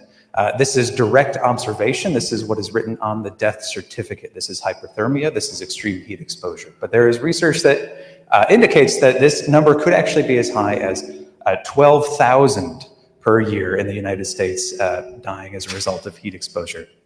Are we getting a little bit of feedback? Am I standing too close to something? Okay. We'll see if we can keep it that way. But we also have 67,512 emergency department visits every year in the United States. And again, this may very well be an underestimate. And this is emergency department visits. We know that that's not the number of people who are experiencing heat exposure and are being negatively impacted by it. And of course, in a warming climate, we expect this to get much worse with rising temperatures and the increase in the frequency and severity and duration of these heat events. Nope, wrong way. Oh my goodness. There we go. So one of the most important things that I just wanted to talk about in my brief talk here today is that it is very important for us to be recognizing the signs and symptoms of extreme heat exposure so that we can actually intervene. It is really important for us to understand that there is a spectrum here, that there is not just one definition of what a heat illness is, and that there is an opportunity to intervene. And so as we are staying at lower core body temperatures, this is where we're going to start having heat cramps. This is where we are going to start feeling those effects of heat, and this is where we want to be intervening from the very beginning. And so not only do we have ambient outdoor temperature or indoor temperature that we may be exposed to, but this is also exertional heat stress. This is if we are working out, if we are laboring outside, this is what's going to increase that core body temperature. And we want to be able to recognize some of these signs and symptoms such that we can begin to intervene before we move into the levels of heat exhaustion and particularly heat stroke. We want to do everything we can to avoid reaching that stage. And so it's very important for healthcare professionals and the general public to be recognizing and responding to these symptoms of heat, which for a long time in a place like Puerto Rico, it's hot here. Why should we care about heat? It doesn't even need to get that hot for us to start feeling these impacts and to begin on to the next level, this progression of heat-related illness, and in the worst cases, heat-related mortality.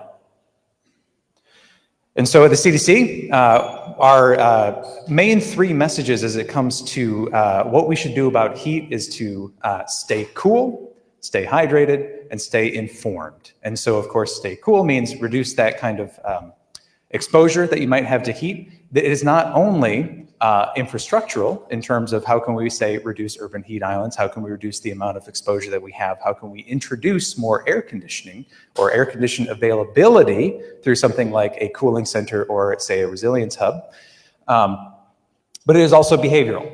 You know, what can we be doing to modify our own behavior such that we are looking out for ourselves and we are looking out for each other. We are looking out for our friends, our family, our neighbors, anyone who we think might be able to be part of this communication chain for what we can do about extreme heat exposure and how we can modify our behavior. Of course, stay hydrated. We should all stay hydrated. And stay informed.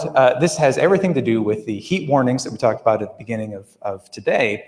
And also this kind of messaging. How can we promote this message? How can we pass this message along to anyone who might need to receive it, such that they are taking these actual behaviors that may be protective to keep them from moving along that progression of heat-related illness. And so, of course, we know that heat does not affect everybody equally. The literature would tell us that we need to look out for people of color, older adults, younger children, people who have low wealth, the unhoused. These are the kinds of things that you're probably going to hear a lot about today. And so we know that it does not affect everybody equally. But there's these three ideas here. And Dr. Conrad brought this up, but this is yet another framework that I might bring in here, is thinking about exposure sensitivity and adaptive capacity. So exposure, that is the magnitude, but also the duration of that heat exposure. So how much heat are we being exposed to and for how long? In a sense, what is that dose of heat that we are getting? Sensitivity, the extent to which someone may be affected by that heat exposure. These are the things like the pre-existing conditions, anything where anyone who is exposed to the same level of heat as someone else, it may affect them very differently. What is their level of acclimatization, you might also say. And then finally, adaptive capacity. So what is the ability of someone to, oh goodness, what is the ability of someone to actually do something about their own personal exposure? Do they have access to air conditioning? Can they go somewhere where there is air conditioning? How can they be reducing their own personal exposure? What is their capacity to adapt?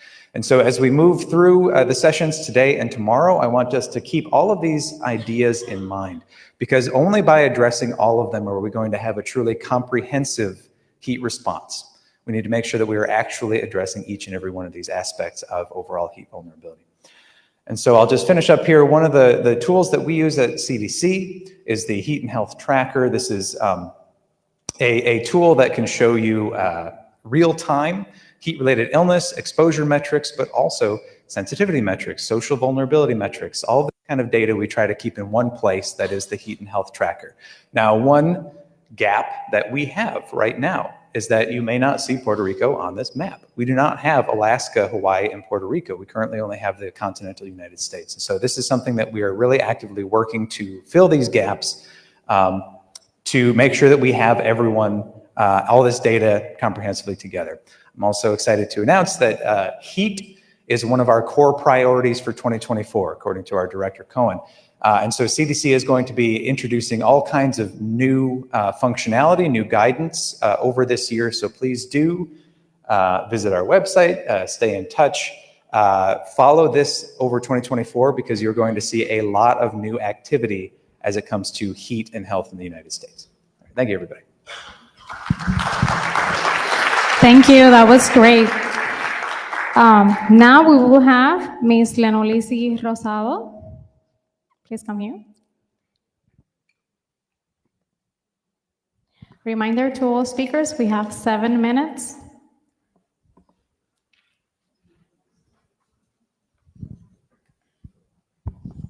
Gracias, Nancy.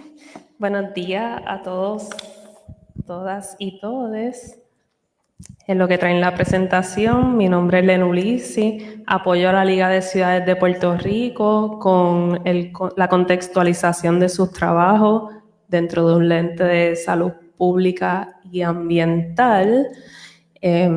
Para no gastar tanto tiempo en lo que pone la presentación, yo me escucho en tiempo real. Sí, sí. Es que se escucha bien duro. Traje una presentación, lo prometo, está subiendo. Pero la Liga de Ciudades de Puerto Rico es una organización no gubernamental que une a los gobiernos locales de Puerto Rico desde un acercamiento no partidista, pero sí político, porque se inserta en los ejes de poder dentro de los espacios gubernamentales de Puerto Rico. Así que nuestro nivel de alcance es mirando a los municipios como representantes del gobierno local, el más cercano a las personas.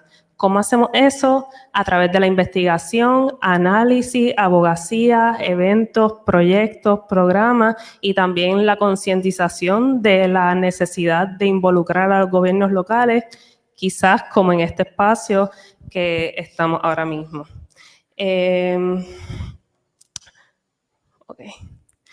¿Verdad? ¿Por qué los municipios son esenciales dentro de esta mirada del cambio climático? Y voy a enfatizar en la crisis climática.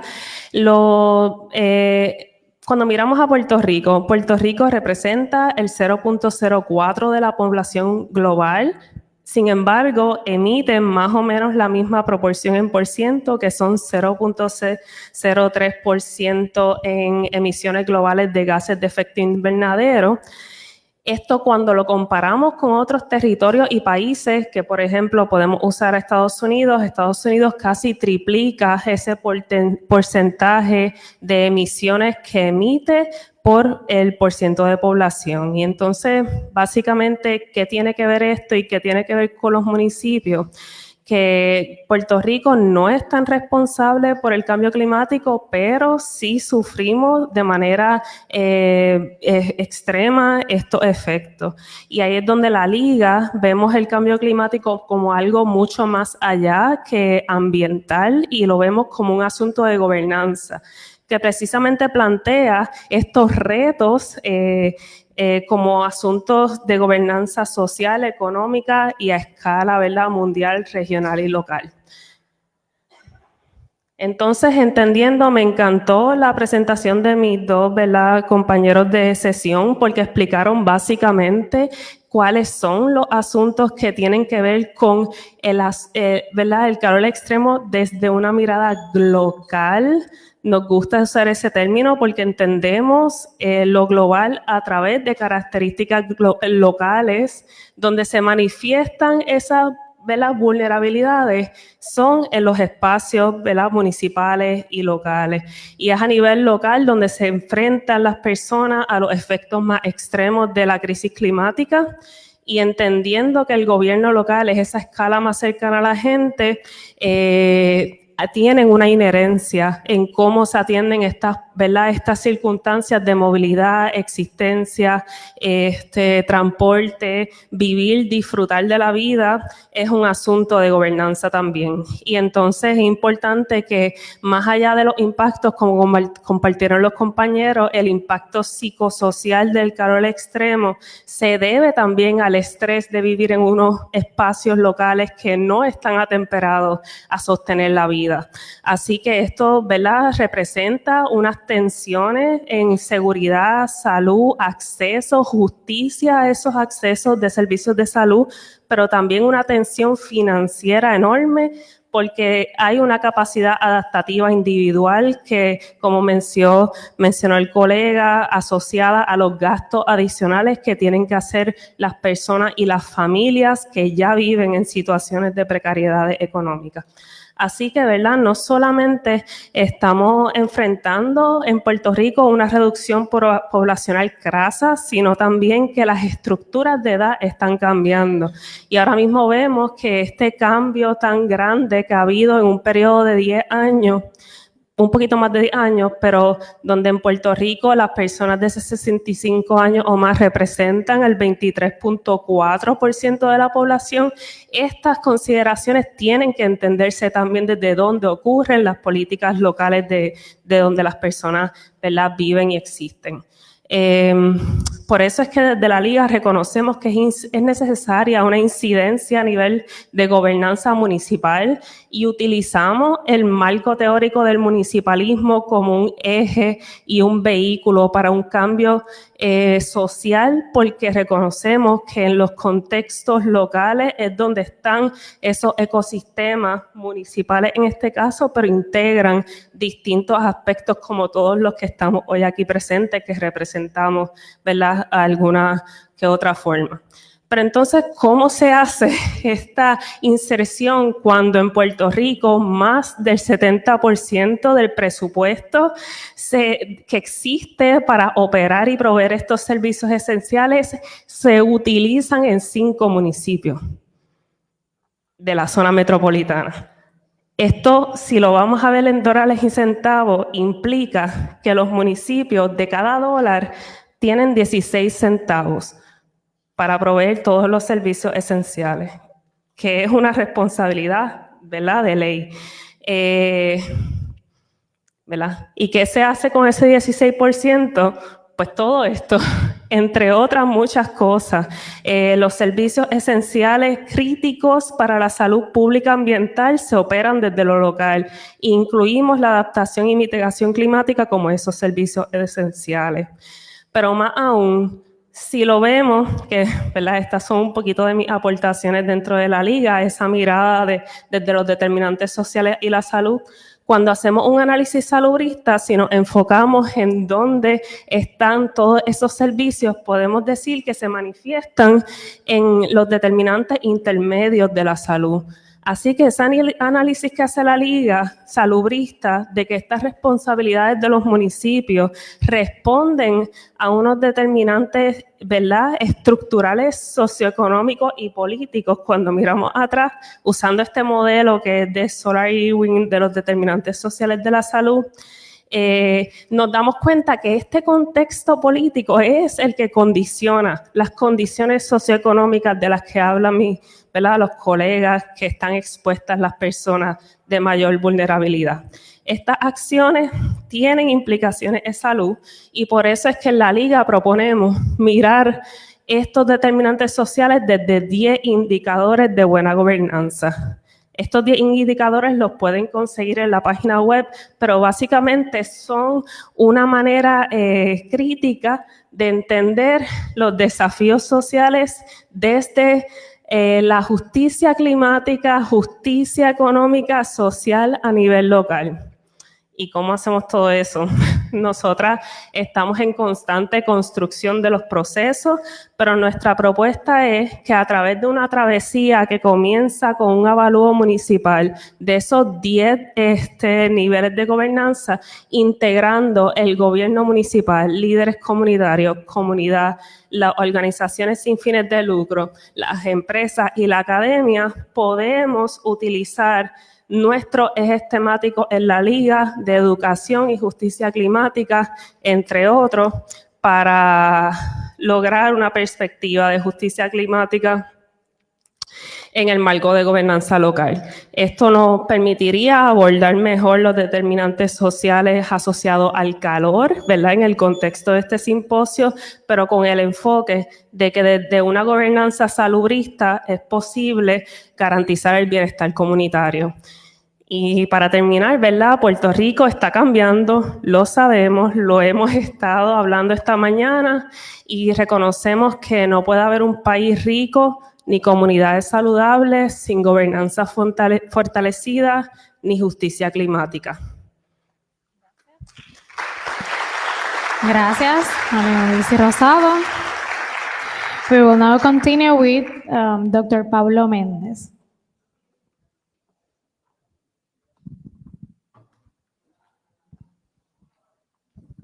Gracias, Nancy.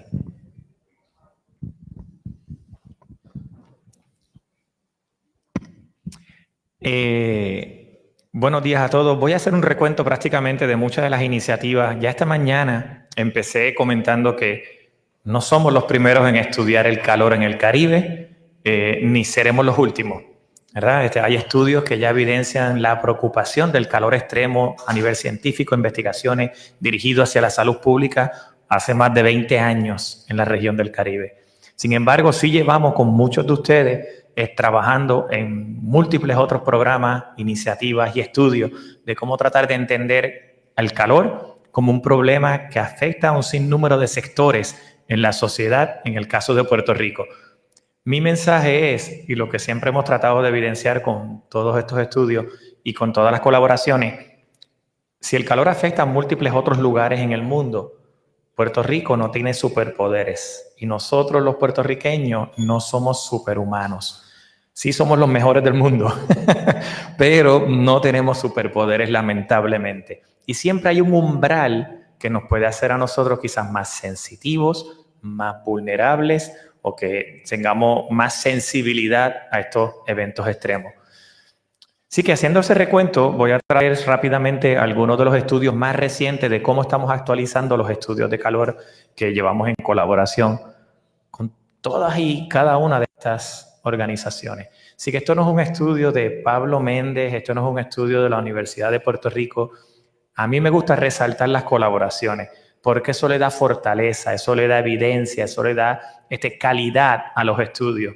Esto no es lo que está diciendo Pablo, no esto es lo que está diciendo Ernesto, esto no es lo que dice Chapa, esto es lo que dicen todas estas organizaciones, que está ocurriendo ciertos problemas que tenemos que atender. Y si estamos todos remando en la misma dirección y entendemos que tenemos evidencia suficiente, razón por la cual tenemos este tipo de encuentros es para que podamos entonces delimitar esas estrategias en conjunto y no en silos, como en muchas ocasiones. Tenemos múltiples estudios, ya los mencioné, el HISTRES desde los años 80 ha ido aumentando significativamente en el caso de Puerto Rico. Todavía no tenemos accesibilidad al Wet Bulb Global Temperature, no, pero sí tenemos acceso al UTCI, que es el Universal Thermal Climate Index, que lo logramos validar en colaboración con unas universidades de Inglaterra para toda la región del Caribe y para el caso de Puerto Rico.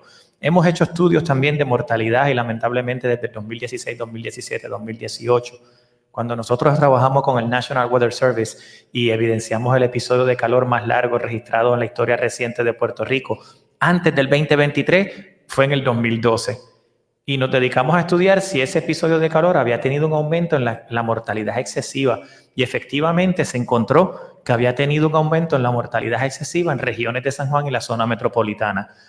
Hicimos mapeo también para poder entender la distribución de las comunidades más vulnerables al calor y luego, como mencionaba Ada, fuimos de los primeros en encontrar que lamentablemente tras los pasos de las tormentas tropicales cercanos a Puerto Rico, tenemos también episodios de calor extremo.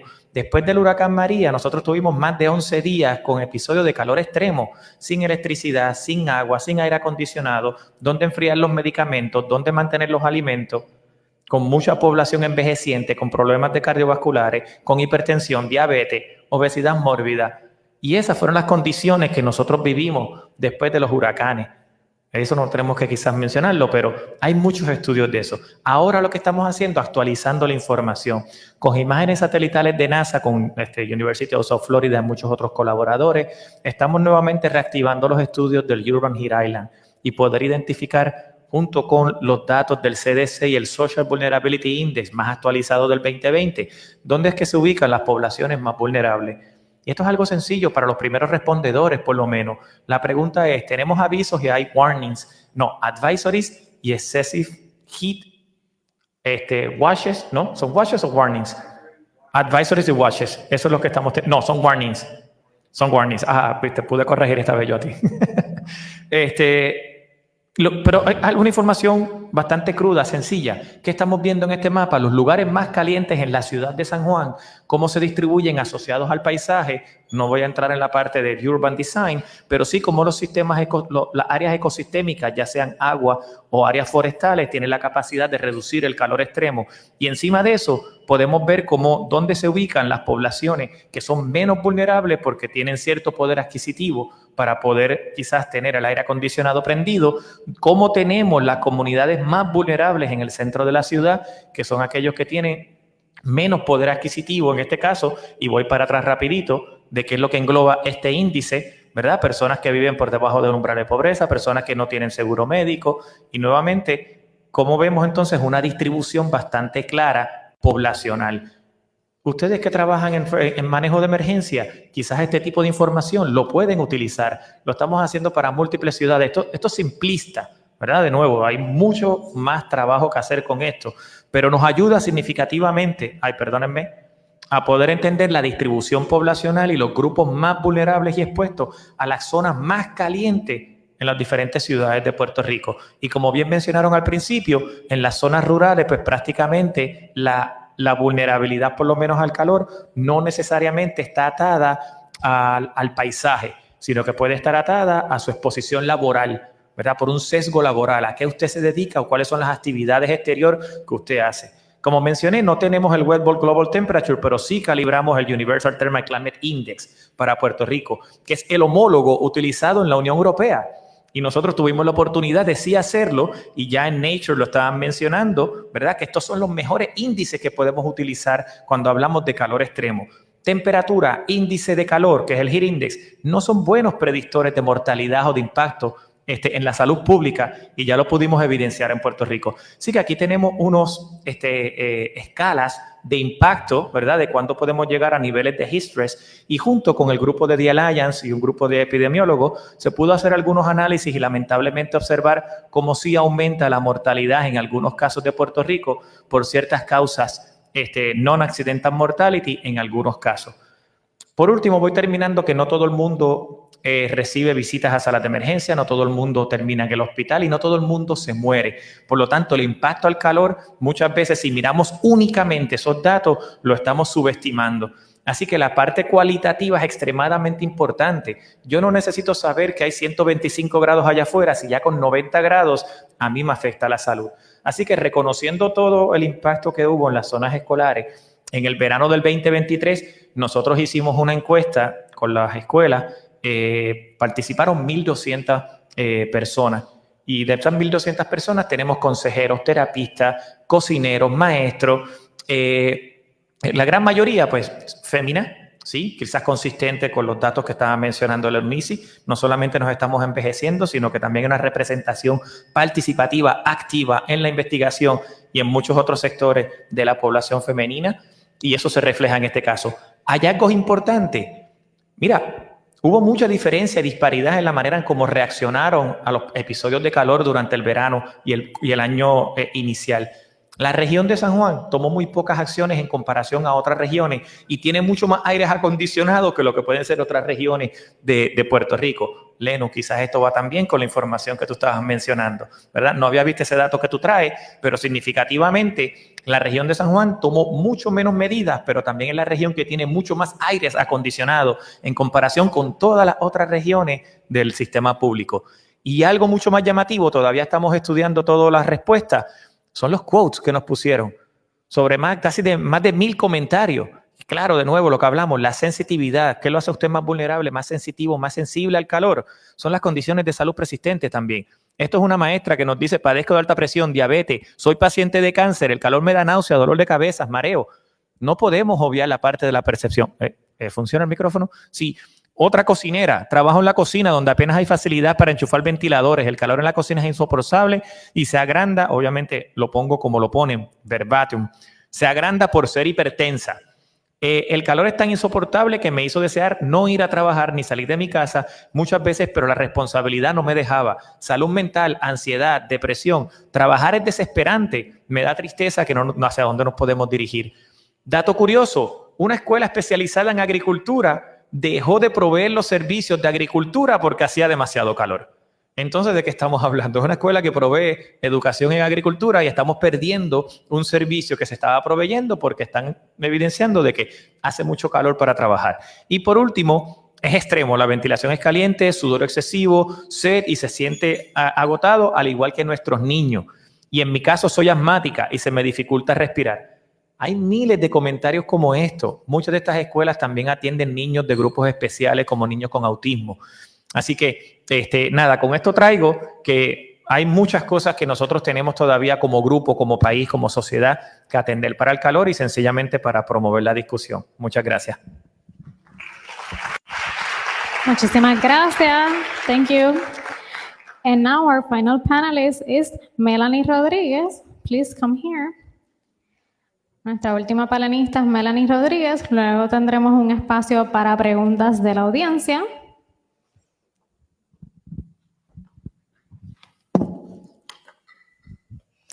Buenos días, le debo la presentación, pero le quería hablar un poquito de lo que es el proyecto caribeño para construir resiliencia y equidad climática. Es un proyecto que es recipiente del Programa de Clima y Salud del CDC y utiliza la metodología BRACE, que es una metodología que nos permite desarrollar estrategias para mitigar los efectos del cambio climático hacia la salud.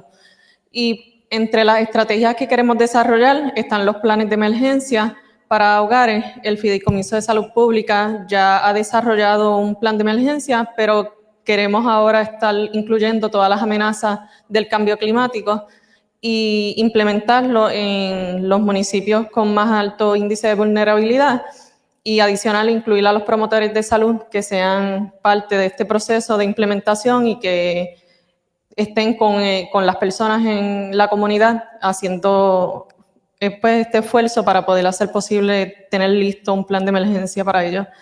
Adicional, pues que queremos crear un currículo educativo donde se hable sobre los efectos del cambio climático a la salud y queremos hacerlo uniendo esfuerzos porque sé que existen muchos esfuerzos actualmente, por lo tanto, para que estos estudiantes puedan tomar mejores decisiones y desarrollar la estrategia a futuro que incluya la mitigación. Gracias.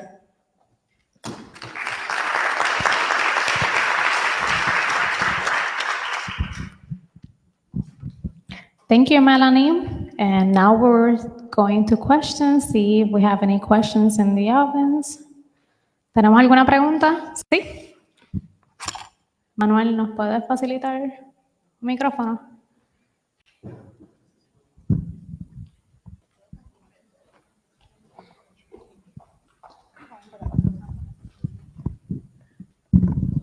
Buenas, Paloma Torres Dávila, curadora de co-creación de la Liga de Ciudades y psicóloga de formación clínica, así que me alegra mucho que están trayendo el asunto de salud mental. Creo que es crucial no solamente los efectos, sino tomarlo en cuenta para la planificación. Y es algo, ¿verdad?, que en nuestro insumo al plan de acción como en mitigación, adaptación y resiliencia al cambio climático que se está desarrollando, es un área que se puede, ¿verdad?, desarrollar mucho más. Mi pregunta es, ¿verdad?, si se está tomando en cuenta el trauma complejo que vive la población puertorriqueña, comparado, ¿verdad?, cuando vemos estos modelos que son súper buenos en Estados Unidos, pero no necesariamente traducen a Puerto Rico. Y entonces, ¿cómo se está tomando eso en cuenta cuando tenemos una población que tiene efectos, ¿verdad?, del trauma de las experiencias naturales, los catástrofes sociales también, la crisis fiscal, y todo esto, ¿verdad?, que impacta a múltiples niveles. Así que si eso se está tomando en cuenta en cuanto a esa planificación, para trabajarlo, tanto trabajar la salud, pero también el cambio de comportamiento en los diferentes, ¿verdad?, desde el individuo hasta el nivel del gobierno.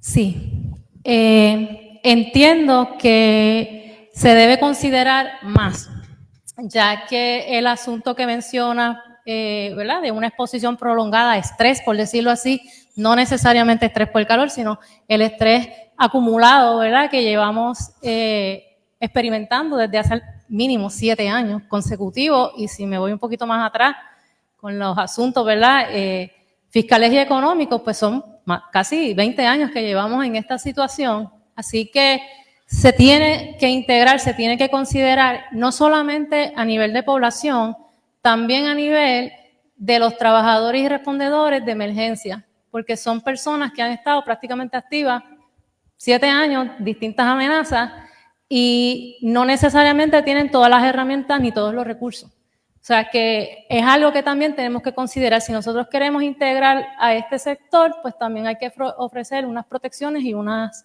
herramientas adicionales.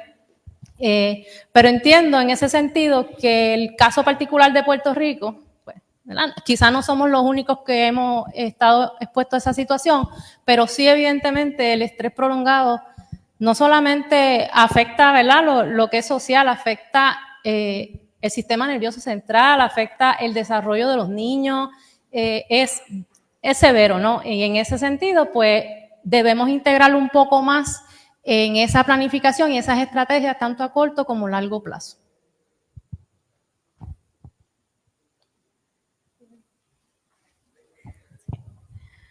Gracias. ¿Tenemos otra pregunta? Sí.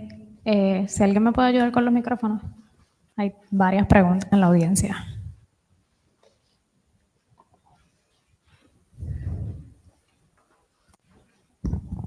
Sí, buenas, desde el Fuentes, representando al municipio de Gurabo en temas de emergencia. Mi pregunta es para la representante del Departamento de Salud. ¿Cuáles son ¿verdad?, cómo están coordinando con los municipios en cuestión a nuestros pacientes encamados, que son parte, ¿verdad?, que sufren debido al cambio climático con los calores extremos? ¿Cuál sería el plan? ¿Hay alguno? ¿Se está trabajando?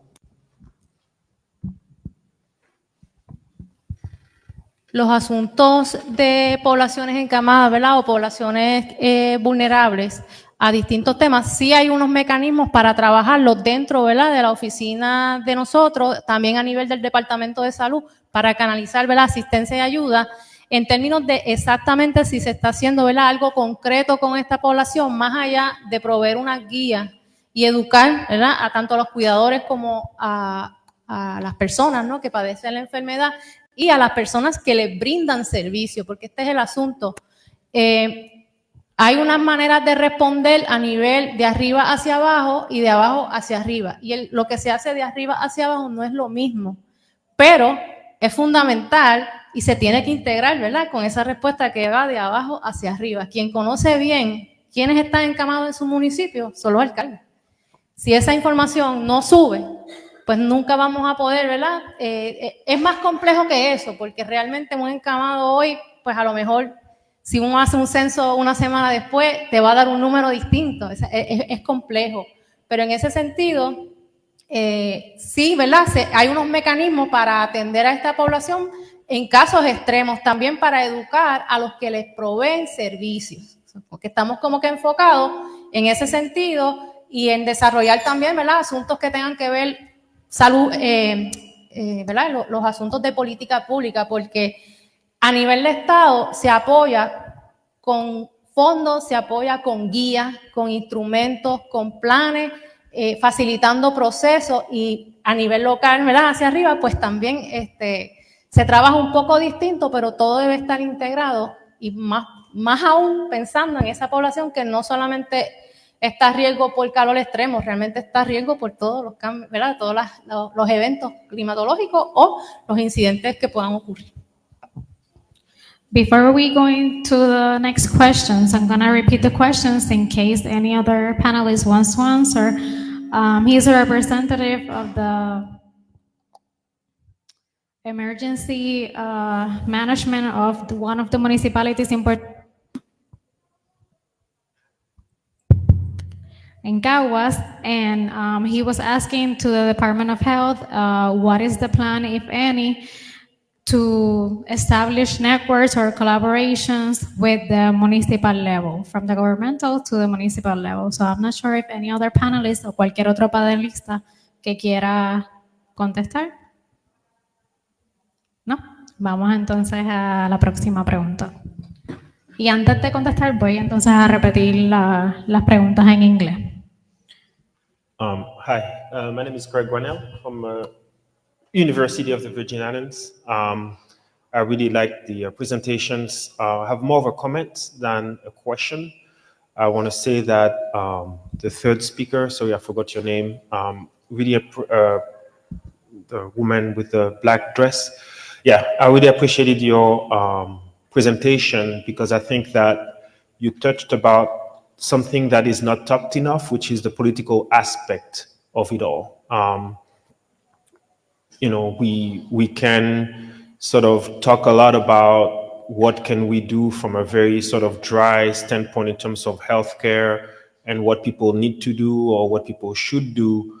But I think what is never said enough is the barriers to do that are societal barriers. And I think that I understand you know, the sort of safety in staying in one's lane, especially the federal government. But at the same time, I wish that especially the federal government would be more vocal about some of the socioeconomic drivers that prevent, you know, change from occurring. Your presentation was about what can happen in a municipal level, from what I could understand, which I think is okay. But you know, the discussion from Pablo and others were showing that this is an island-wide issue. The drivers are island-wide. The drivers are even countrywide in terms of the food that we receive that drive obesity, that drive diabetes. So sort of identifying the problem and the causes is good, but I think that at this point, it's probably worth thinking about being more vocal about some of the socioeconomic drivers and the political implications of the situation we are in, because otherwise I think that we're just going to treat climate change or heat as yet another thing to think about, and nothing will change really. We're just going to have more problems and more death, and that's going to be basically the end of it, because we will not have touched the root causes. So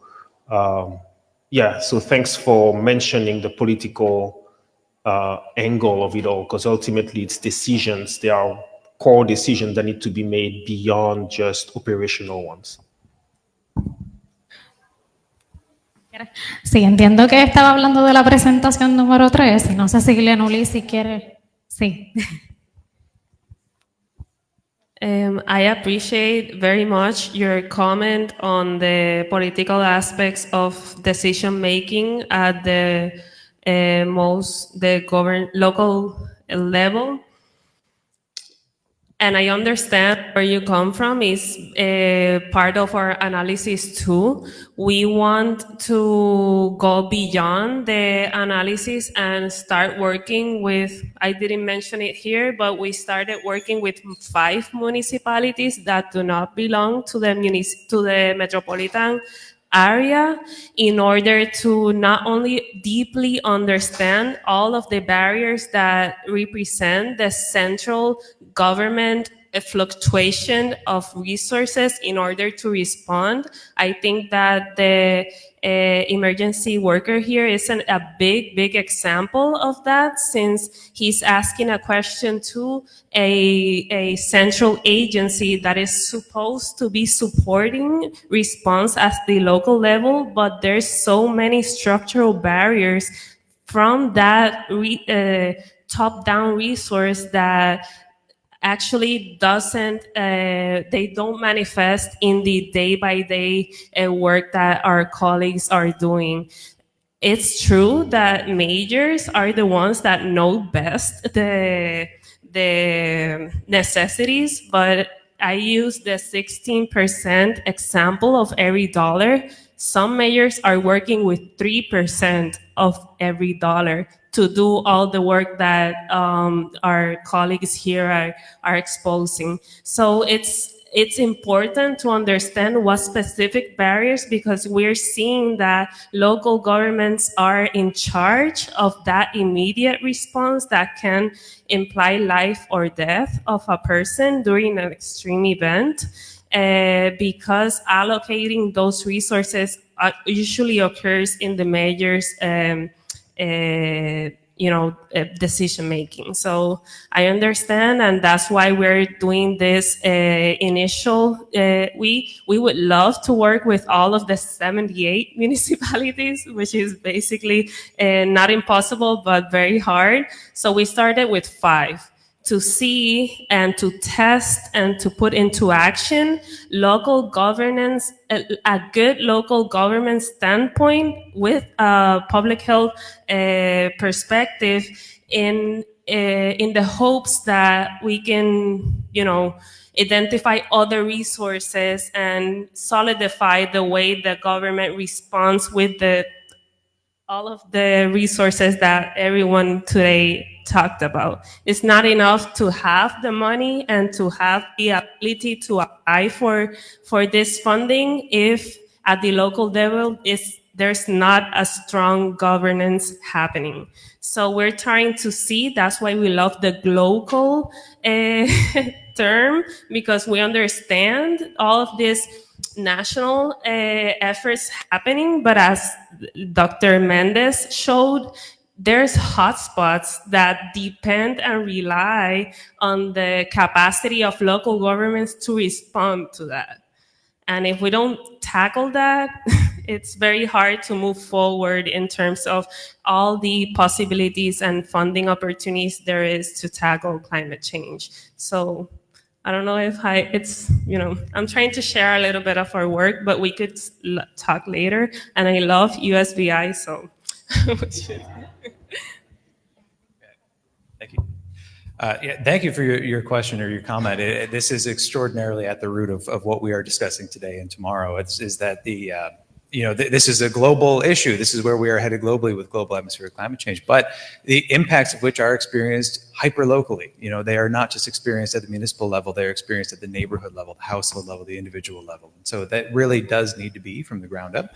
I just want to say, so representing CDC, that is a federal agency. However, the way that it is structured is through a grant called the Climate Ready States and Cities Initiative. So the federal money that goes through the Climate and Health Program does go straight to states, municipalities, and counties. And so it's intended to be setting up projects at that level, to be working more with the kind of the individual scale, the municipal scale, that kind of from the ground up. And so it is built in that way. And just another thing that I'll mention is that I am hopeful that we are headed in that direction as well. Much of the funding that has come out of the Biden administration is specifically designed to be deployed in areas that have experienced the most environmental injustices. And so where we are going to over the next couple of years, as we see this money roll out, as it makes its way to states, to municipalities, is that we are going to see that fund projects in specific neighborhoods where they are needed most, and specifically to address long-standing history of environmental injustice. And so I am hopeful that this is where we are headed, and it may still yet need to be a few years till we see that, but we are headed in that direction, I would say. I just wanted to add that in terms of lack of resources or challenges with resources, I guess at all levels, we have that problem, right? In terms of what we do in our division, we do try to support all efforts related, even though we don't have a lot of personnel, right? But we understand, so that's why I think our strategy has been to build these different structures, like mini structures, and during an emergency, we unify those small structures with our partners, stakeholders, right? In that sense, related to climate change and heat, we are trying to develop an integrated plan with our internal partners that have a role with farm population and with our healthcare sector partners, specifically with the HBOC. We are trying with the different structures, trying to gather information in terms of what's the level of preparedness to respond to these type of events, but also what is the capacity of the resources in terms of what are the lead agencies that need to have a lead role in these efforts, and what are the capacity that the agency have. I think that also is important.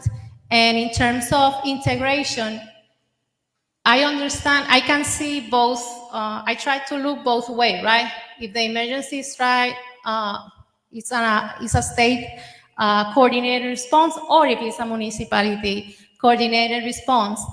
For me, it looks like the same, but they're not doing exactly the same. So in that term, state supports local. But the majority of the time, a lot of bureaucracy happens in the middle, and that support is not maybe that palpable, I guess. But the truth is that that's the role of our office, support, right? Response efforts, and also support vulnerable populations, specifically farm population. I would like to say a very short comment, Greg, to your point. In our case, I'm an academic. I work on doing science, but as you know me, we have been working on human-centered design, so working with the people most affected or the agencies that have a problem, and to help them to solve that problem, right? But not identifying a problem from the academia. So instead, we're working with the people most affected, communities, community residents, or even agencies, as we did with the National Weather Service designing the early warning system for heat. So with that, what I mean is that the last thing that I would like to see is how the CDC is going to be tracking death and hospital admissions in Puerto Rico. And I'm saying it truly, right? I would like to see some kind of actions that will help us to reduce that mortality, right? So my goal is not only to incorporate and to insert Puerto Rico in the heat tracker. That could be one way to go. But ideally, will be to reduce that impact in the population, right? That's where we're supposed to aim as a country, as an island. We should go there, right? We shouldn't be only looking to be in a dashboard. That's important. We need to do that. We need to measure that. We need to have that kind of information to know what is happening. And that is part of the process. But we cannot stop there, right? We should continue working on those social determinants that are making us more vulnerable to all of the different climate hazards that are impacting all of the socio-ecological system. The reason why we are here. Inequalities, justice, poverty, discrimination, racism, all of them, right? Food security, how do we work with that, right? We do have Bill Gould here, so many people from the agricultural sector can help us working on that. But again, I agree with you. Those are the main drivers that we need to work that can help us to build and design solutions. Climate hazards are going to be there, are there. Some are natural, some others are because of the human-induced climate change, and we need to do something about it. To work with all of the social determinants and social political issues that are making us more sensitive, more vulnerable to these kind of hazards. And I agree with you. Being in the dashboard is not enough. It's not a goal. Okay, and I wanted to make sure on that. And I know that the CDC understand that we want to collaborate, and we're working on that. Perfect, yes, and with the Southeast Climate Regional Center as well. But that is not the main goal of this summit. And that's it. Thank you. We would like to thank all the panelists for such a great discussion, contribution, sharing what each of your agencies and organization is doing towards extreme heat in the Caribbean. And we will now go to the next section, section number 3, heat impacts on the ecosystem, wildlife, and ecological implications. Thank you so much. Have a great day.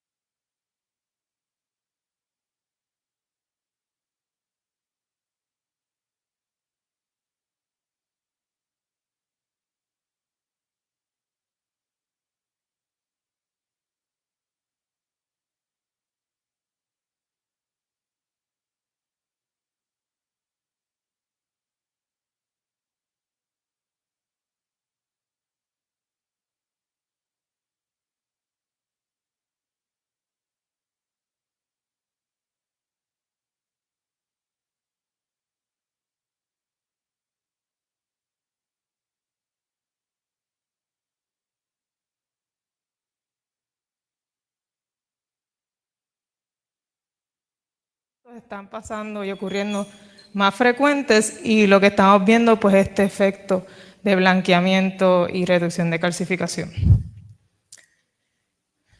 Ahora, si vamos a imaginarnos que considerando toda la región, en Puerto Rico estamos cubiertos, ¿verdad? Tenemos una barrera de ecosistemas de aguas llanas de aproximadamente 2.000 millas cuadradas y en Islas Vírgenes de unos 200 millas cuadradas. Y si estos eventos de temperatura están tan frecuentes, pues sabemos que nuestros ecosistemas se van a ir afectando, como son estas imágenes, que indirectamente también afectan la biodiversidad, la seguridad alimenticia, entre otras.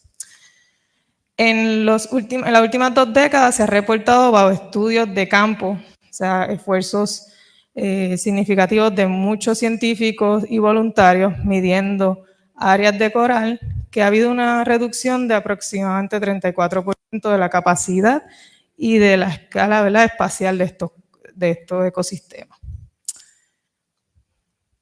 Ya para el 2005 hubo un evento de blancamiento bien significativo porque las temperaturas se mantuvieron altas sobre esa línea horizontal que les mencioné, que es aproximadamente 30 grados Celsius.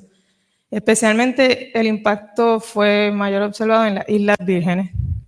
Otro evento significativo ocurrió en el 2010 y en el 2019. Si vemos la diferencia de los años, pues estamos considerando que no ha habido mucho tiempo para que estos ecosistemas se puedan ir recuperando y alcanzar sus óptimas condiciones. Desafortunadamente, para el 2017 recibimos el embate de mayor energía de los eventos del huracán Irma y María, y la energía, solamente la energía del oleaje, afectó el 12% de todo nuestro ecosistema, especialmente los de corales, ¿verdad?, los arrecifes de coral. ¿Qué vimos, verdad? Esto es un ejemplo de las olas rompiendo en nuestras barreras naturales y comúnmente cómo estos quedan luego de haber disminuido y reducido esa energía para protegernos. Ahora, reconstruir esto toma su tiempo, ¿verdad?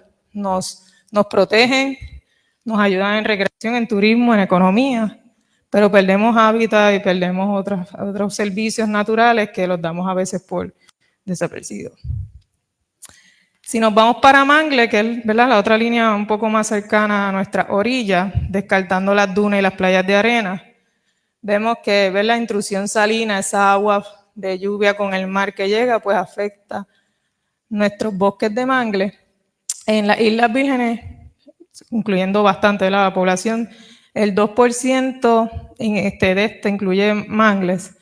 Y en Puerto Rico, un estudio demarcó aproximadamente 7.000 acres de mangles alrededor de Puerto Rico entre el 1999 y el 2003. Estoy utilizando imágenes satelitales. Ahora, en los últimos 50 años sí hemos podido analizar aproximadamente un 50% de pérdida de nuestros bosques. Este tipo de ecosistema pues, nos ayuda mucho a lo que es filtrar el agua, nos ayuda a vida silvestre y entre muchos otros servicios, ¿verdad? Y ha habido muchos esfuerzos para reconstruirlo, pero si vemos de un evento solamente del huracán María, que esto es un antes y después, el impacto es significativo en escala espacial. Para el evento de María e Irma se registraron un 33% de daños en los mangles en nuestra región y sabemos que el impacto del aumento de la temperatura y otros efectos del cambio climático, como también los efectos que estamos viendo día a día, pues van a aumentar el nivel del mar. Y el nivel del mar lo que quiere decir que va a entrar un poco más adentro en tierra, que va a tratar de hacer estos mangles, tratar de relocalizarse, entrar, pero entonces va a entrar con la barrera que ya son las infraestructuras que tenemos en las costas, como también las viviendas. Así que hay un cambio también de impacto, estructura con la costa y con el individuo. Así que esto ha sido un resumen, ¿verdad?, de los 2 más impactos, pero le quisiera resaltar en la lista y no en ningún orden de prioridad todos los grupos non-for-profit, investigadores, agencias de gobierno que están haciendo los esfuerzos para restablecer en óptimas condiciones nuestros ecosistemas marinos y terrestres, que van día a día a evaluar y a monitorear estas barreras naturales y que con mínimo esfuerzo y un poco apoyo de subvenciones han podido hacer un cambio en lo que hemos visto en nuestras aguas llanas. Hay un producto donde pueden accesar todas las distintas iniciativas, desde monitoreo, reconstrucción, fincas alrededor de Puerto Rico e Islas Vírgenes, con la información, fotos y los esfuerzos que están subvencionando. Si van, ¿verdad?, a cualquier página de internet, pueden buscar como Caribbean Ecological Restoration, Conservation and Projects, y ahí entonces podrán encontrar una interfase como la aquí proveída. Así que gracias por el tiempo, le paso el micrófono a mi colega.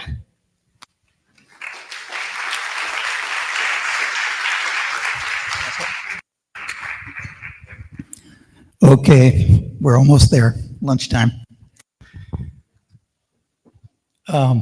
Well, it's been a pleasure listening to all the presentations this morning. I'm going to share a little bit with you about some of the heat effects on agriculture and forest ecosystems. I kind of snuck the word agriculture in there. I'm with the Department of Agriculture, USDA Climate Hub Network. And I think these two sectors, agriculture and our forest ecosystems, what happens to them, how they're affected by climate change and extreme heat in particular, also have effects on our well-being because of the services and benefits from agriculture and forestry. The Caribbean Climate Hub is part of a network of climate hubs around the country, and they're 10 years old this month. And they were actually initiated by the Secretary of Agriculture to work in collaboration with the NOAA RESA network, now the CAP network. And so it's a good opportunity to be here and collaborate with Pablo and the CAP network. The USDA Climate Hub Network really was designed to deliver climate services to working lands, farming, and forest management in rural communities. And it was exciting to see a lot of the science this morning and the way other agencies are delivering climate services. This is a big issue now in the federal government, how we deliver those services. And see our Climate Hub network with USDA as receiving some of those services from NOAA and the other agencies, and then figuring out how to deliver those in a meaningful way to farmers and ranchers and rural communities. So I hope to share some examples of what some of the effects are of extreme heat on these sectors and some of the ways that we're providing solutions, adaptation actions to reduce those effects and vulnerabilities. I know everybody's had trouble with this one. Okay. So the climate challenges have been expressed for the last 100 years. There's been awareness of if we modify the atmosphere, we're going to create this greenhouse effect, we're going to get warming. There's all kinds of observations now of trends of increasing temperatures, increasing sea level rise, decreasing glaciers. They're all being very closely monitored around the world. We have really great information about those trends. We've got very complex modeling efforts that help us project what we might see in the future, modeling extreme daytime temperatures, extreme nighttime temperatures, variations in rainfall, and then a lot of science looking at those projections and getting some estimates. Well, how's that going to affect fire regimes or other activities that are affected by climate? So there's a lot of science behind all that observation and all that modeling. And then there's people just feeling the effects of these things. And more we see in the newspaper every day, we're experiencing our own lives. Might be heat stress, it might be experiencing an extreme climate event, it might be crop failures, it might be flooding. People experience those things irregardless of whether they know anything about the projections or the modeling or the trends. And I think that's what we're focused on, is thinking about, okay, how can we reduce those negative effects that people feel? We have all the science at our fingertips. we have all this awareness of what's going on, and yet we seem to be spinning our wheels in terms of reducing the impact of those effects and getting individuals, getting agencies, getting society to move in the right direction is a very slow process. And I will mention that those effects we feel are both economic and also in terms of individuals' vulnerability. So I had that one graphic there that just shows the increase in billion-dollar disasters. So for Puerto Rico, I'm going to share one example of some modeling projections of future temperatures. This is some downscaling we did with the Southeast Climate Adaptation Science Center. Some representatives are here, I think, from that organization. And the modeling indicates by mid-century, we'll have increases from just under to about 1.5 degrees Celsius of maximum temperatures. And it's tracking along with our observation trends. So it's not a surprise to see that anymore. It's not shocking.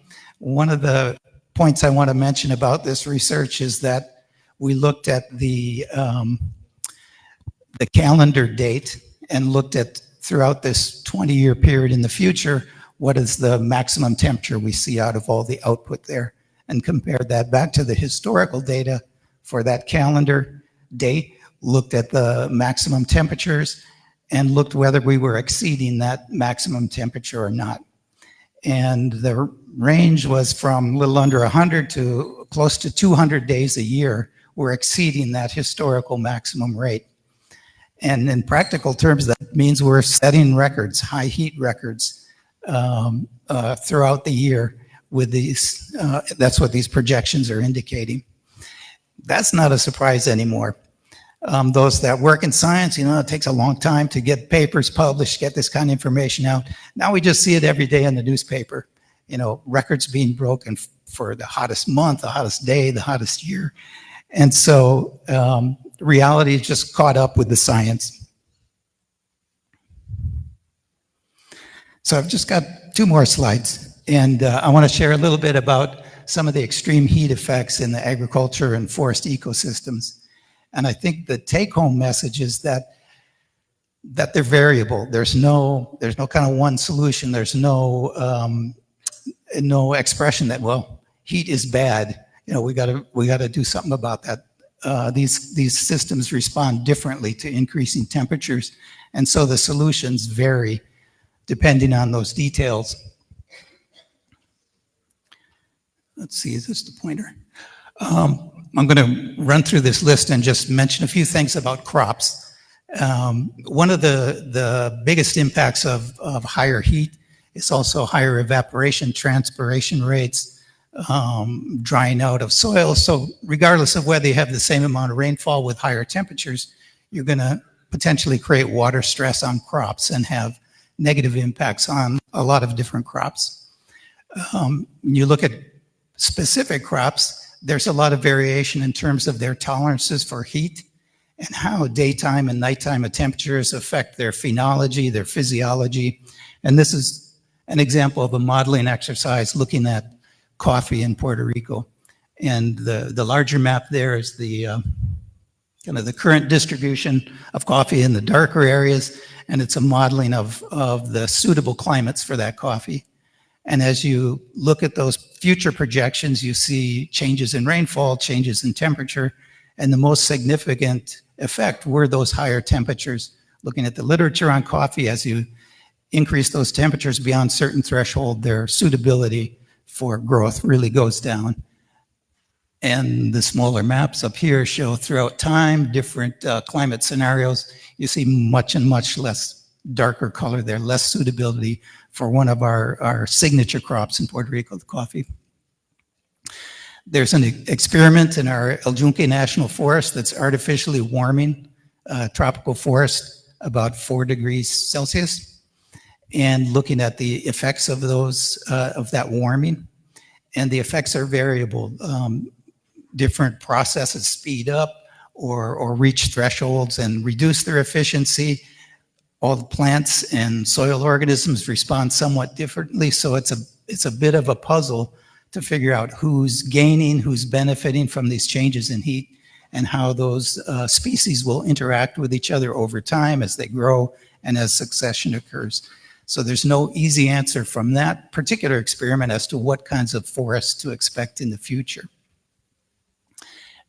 We also have in some of those, let me go back.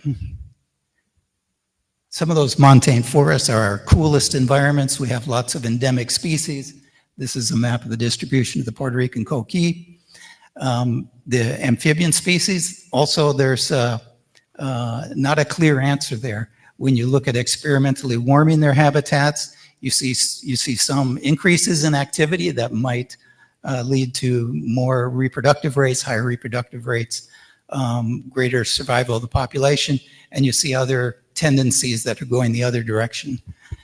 There's also interactions between temperature and pests and pathogens for the amphibians. And so again, it's not a clear picture as to how those ecosystems will respond to warming temperatures. I mentioned the relationship between rainfall and heat and evapotranspiration. We've seen over the last few decades increases in the extent of drought and the occurrence of drought in Puerto Rico, but not necessarily increase in annual rainfall rates. So one of the causes of this might be that increased evapotranspiration and increased drying across Puerto Rico. One of our biggest industries in agriculture is the dairy industry. And one of the biggest impacts that can reduce milk production are high temperatures for the cows. Just like people, when that air temperature gets higher than your body temperature, you got to have a way to stay cool, a way to lose that, to keep that heat down. And there's two approaches. This is a picture of a Holstein pelona. The Holsteins were brought to Puerto Rico in the 1500s, so there's been hundreds of years of farmers working trying to select the dairy species for their operations. There are agronomists now that are looking at the genetics of these species and trying to figure out what are the most heat-tolerant characteristics that they can introduce into those populations and effectively adapt to warmer conditions in the future. And finally, there's a lot of people involved in agriculture, and it's already been mentioned that their ability to work during the day is affected by extreme heats. And we already have a situation in Puerto Rico where farm labor is hard to get. If you add on to that increased risks due to high heat or just less interest in people being out in the sun working, that's going to have an economic impact on our agriculture. So those are all a range of effects, and you can see how they're just affecting different parts of ecosystems or agricultural systems. So there's no one solution that you can apply to any of those effects to reduce the negative impacts. There are a lot of adaptation actions that can help reduce vulnerabilities, and I've got a short list here of just some general ways that we can do that. One is raising climate literacy, just raising awareness of the vulnerabilities that we have and how to address those. And one of the ways we're doing that in our Climate Hub is we have a module that's online, climate literacy module, to help raise awareness among agencies and extension and folks working with farmers about the vulnerabilities and solutions to climate change. One of the sub-modules in that is specifically about human health and heat stress. Another way to help adapt is to continue that research. Look at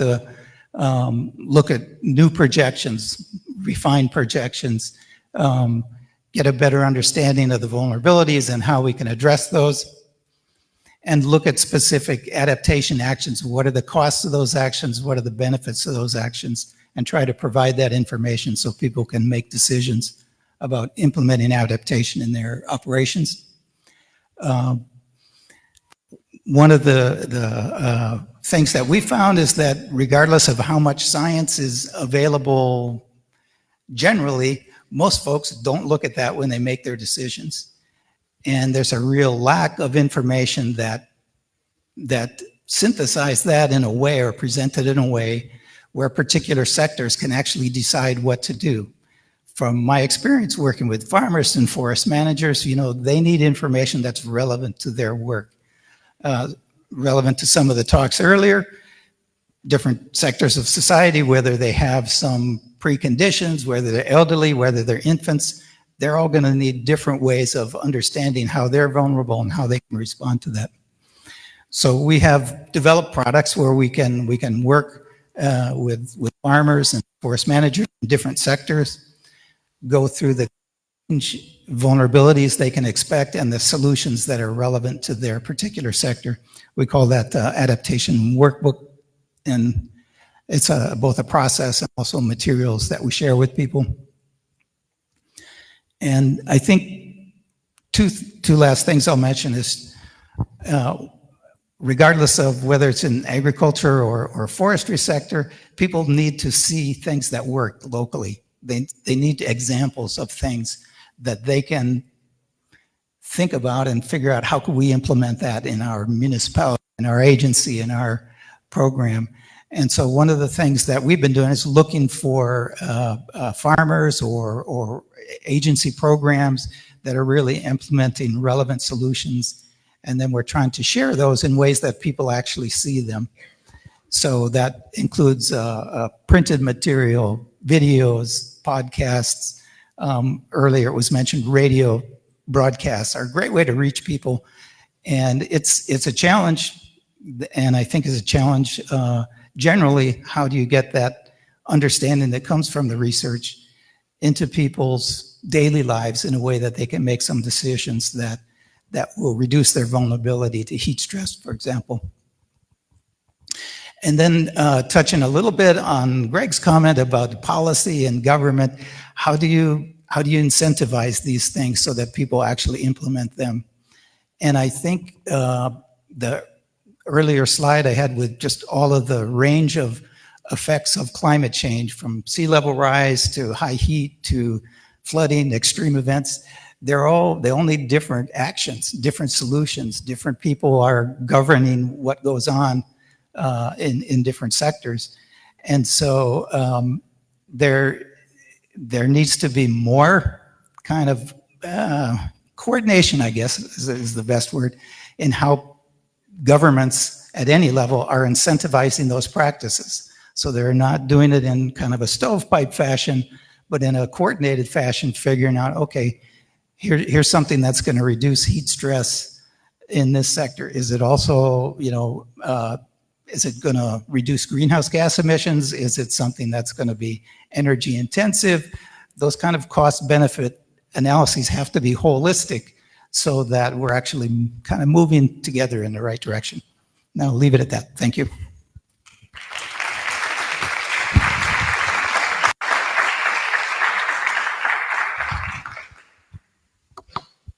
Muchísimas gracias, doctor Gulli. Muchísimas gracias, Patricia. Sé que es un reto hablar de información tan importante en tiempo y también con una audiencia hambrienta. Así que para respetar el tiempo, vamos a tomar 1 o 2 preguntas de la audiencia, y si tienen preguntas adicionales pueden acercarse a ellos durante el almuerzo o en la tarde. Así que los micrófonos están por aquí, pueden levantar la mano. Acá al frente.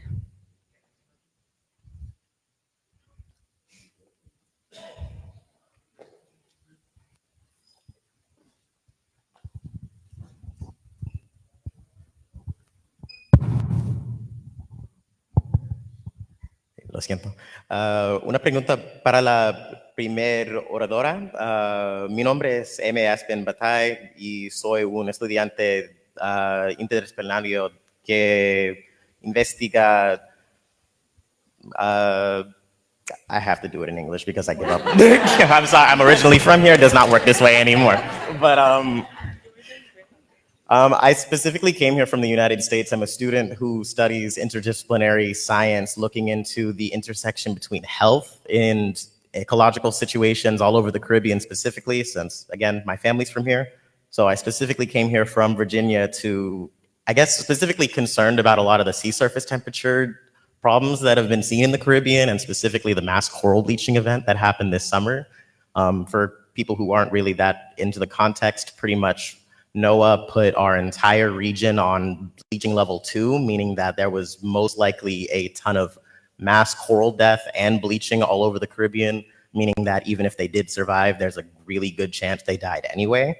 So with coral bleaching events becoming a lot more frequent, especially since the largest one also in the 1980s, coinciding with a lot of our other, I guess, temperature issues that have been going on in the Caribbean, I want to know a little bit about the reliance and understanding that different organizations have with understanding just how bad things got recently, since those problems did last all the way from halfway through the year until the end of the year, and how that might affect a lot of the coastal fishers, say, that end up usually relying on and loving the mangroves around the southern part of Puerto Rico and the rest of the Caribbean as well, since a lot of those areas are also being illegally cut at the right now.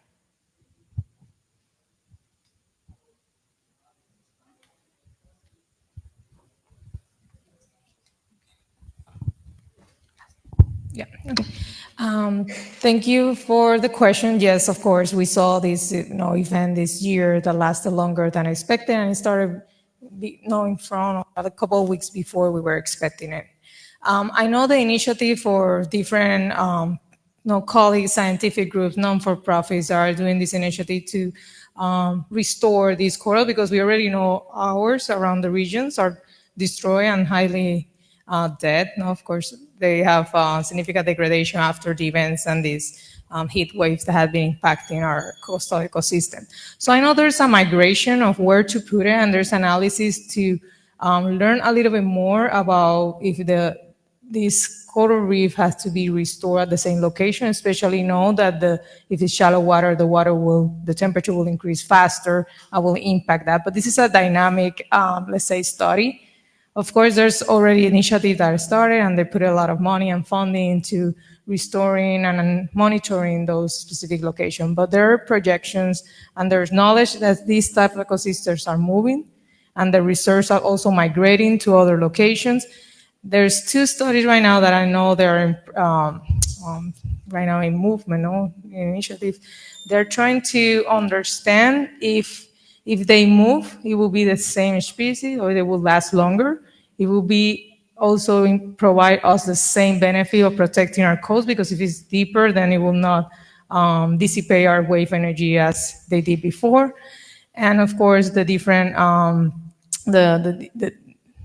the different location species and how they have to relocate them to impact the fisheries. They're working together with fisheries, but I think there's some knowledge, minimum knowledge. I'm not part of that group. No, I was sharing more of the statistics and values and informing just the recent observation and results that have been published lately. But I know there's a lot of small groups doing this initiative and studies.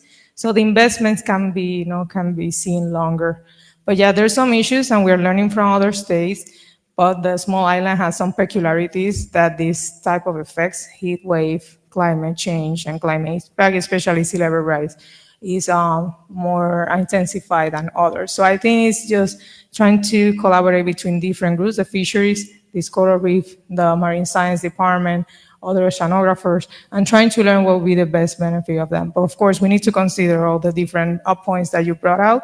And I know we are doing an initiative to provide better observations in this shallow water, and especially in those restoration places, so they can know ahead of time if something is happening, and they can monitor in better ways, or maybe have some actions implemented to prevent any type of significant damage to those initiatives. But yeah, I know there's some knowledge, there's some initiative, but there's still ways to keep learning and understanding better our ecosystem, or the ocean dynamics that we have around here.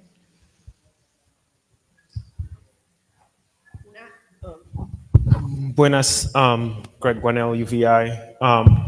Thanks for the presentations. Thanks for the good work. I don't have any major comment about it. I think it's good. But I guess, sorry, I'm just gonna move here. What I would like to say is that there might be a room to also explore things that don't fit very neatly into a curve. The 2023 heat wave, which was the impetus for this meeting, was not expected, right? And we all were scrambling, and now we're trying to figure out something. And I think that the lesson for me, in addition to learning and thinking about heat, is also the fact that we need to start to think about things that we don't think about, and maybe spend some time on that as well. And so, to continue on your example of the coral, is like, yeah, we can do all that stuff, which is fantastic, but we also maybe need to think about what is a world without corals, and how can we start getting rid for it? What does it mean? And start really mining that discussion, rather than saying, no, we will always have corals, because we might not have corals. And I guess the same thing for Bill. It's like part of my train of thought when you were presenting your work, which I found to be very interesting and exciting, is what are extreme events that maybe we cannot think about, that farmers maybe need to be ready for the unpredictable, right? Because there will be. I think you said that we can't adapt to everything because it's all so complicated, and so there might be room for dialogue about, okay, what type of new unknown could happen perhaps, and how can be ready for the unknown, so we don't scramble. Do you see what I'm trying to say? Is it's nice to look at graph, it's like to look at projections, it's nice to kind of have comfort in, oh, this is what's going to happen, but we don't know. And there might be things that will happen that we don't know. And so I think maybe it's also, I'm just also speaking to myself, good to think about, like, okay, what are we going to do about the unknown? Are we ready for the unknown? Yeah, thanks, Greg. The one incident that comes to mind to me is the fires in Hawaii. And that was kind of a wake-up call, because we have lots of fires throughout the year, several thousand, typically small acreage. Typically they burn into the forests and then they die out. They don't get too far into the forest. But that could change drastically and all at once in a surprising way. And I don't know if we're ready for that. And I think it would be, it's almost valuable to go through some thought experiments and think about, okay, lay something on the table. What if all of a sudden we had some massive forest fires in Puerto Rico? What would that mean? How do we prepare for that? And I'm sure there's some other kinds of unexpected events we could lay on the table and think through, how do we prepare? How would we respond to that? It's a good point.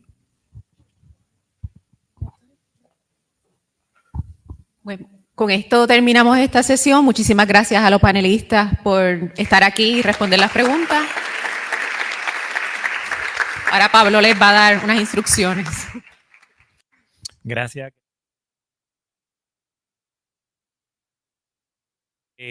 Nada, tenemos unos sándwiches que están al salir, por favor. Sé que estamos 20 minutos atrasados en agenda.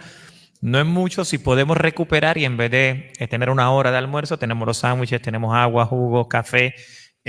Por favor, es el service, se pueden ir sirviendo y regresamos entonces aquí, si podemos, a las 1:40 y empezamos las últimas sesiones. Thank you so much. I was just telling in Spanish for those of you that only speak English, that lunch is outside, light lunch is going to be provided. Is served already, self-service. Please serve yourself. Go in the main room.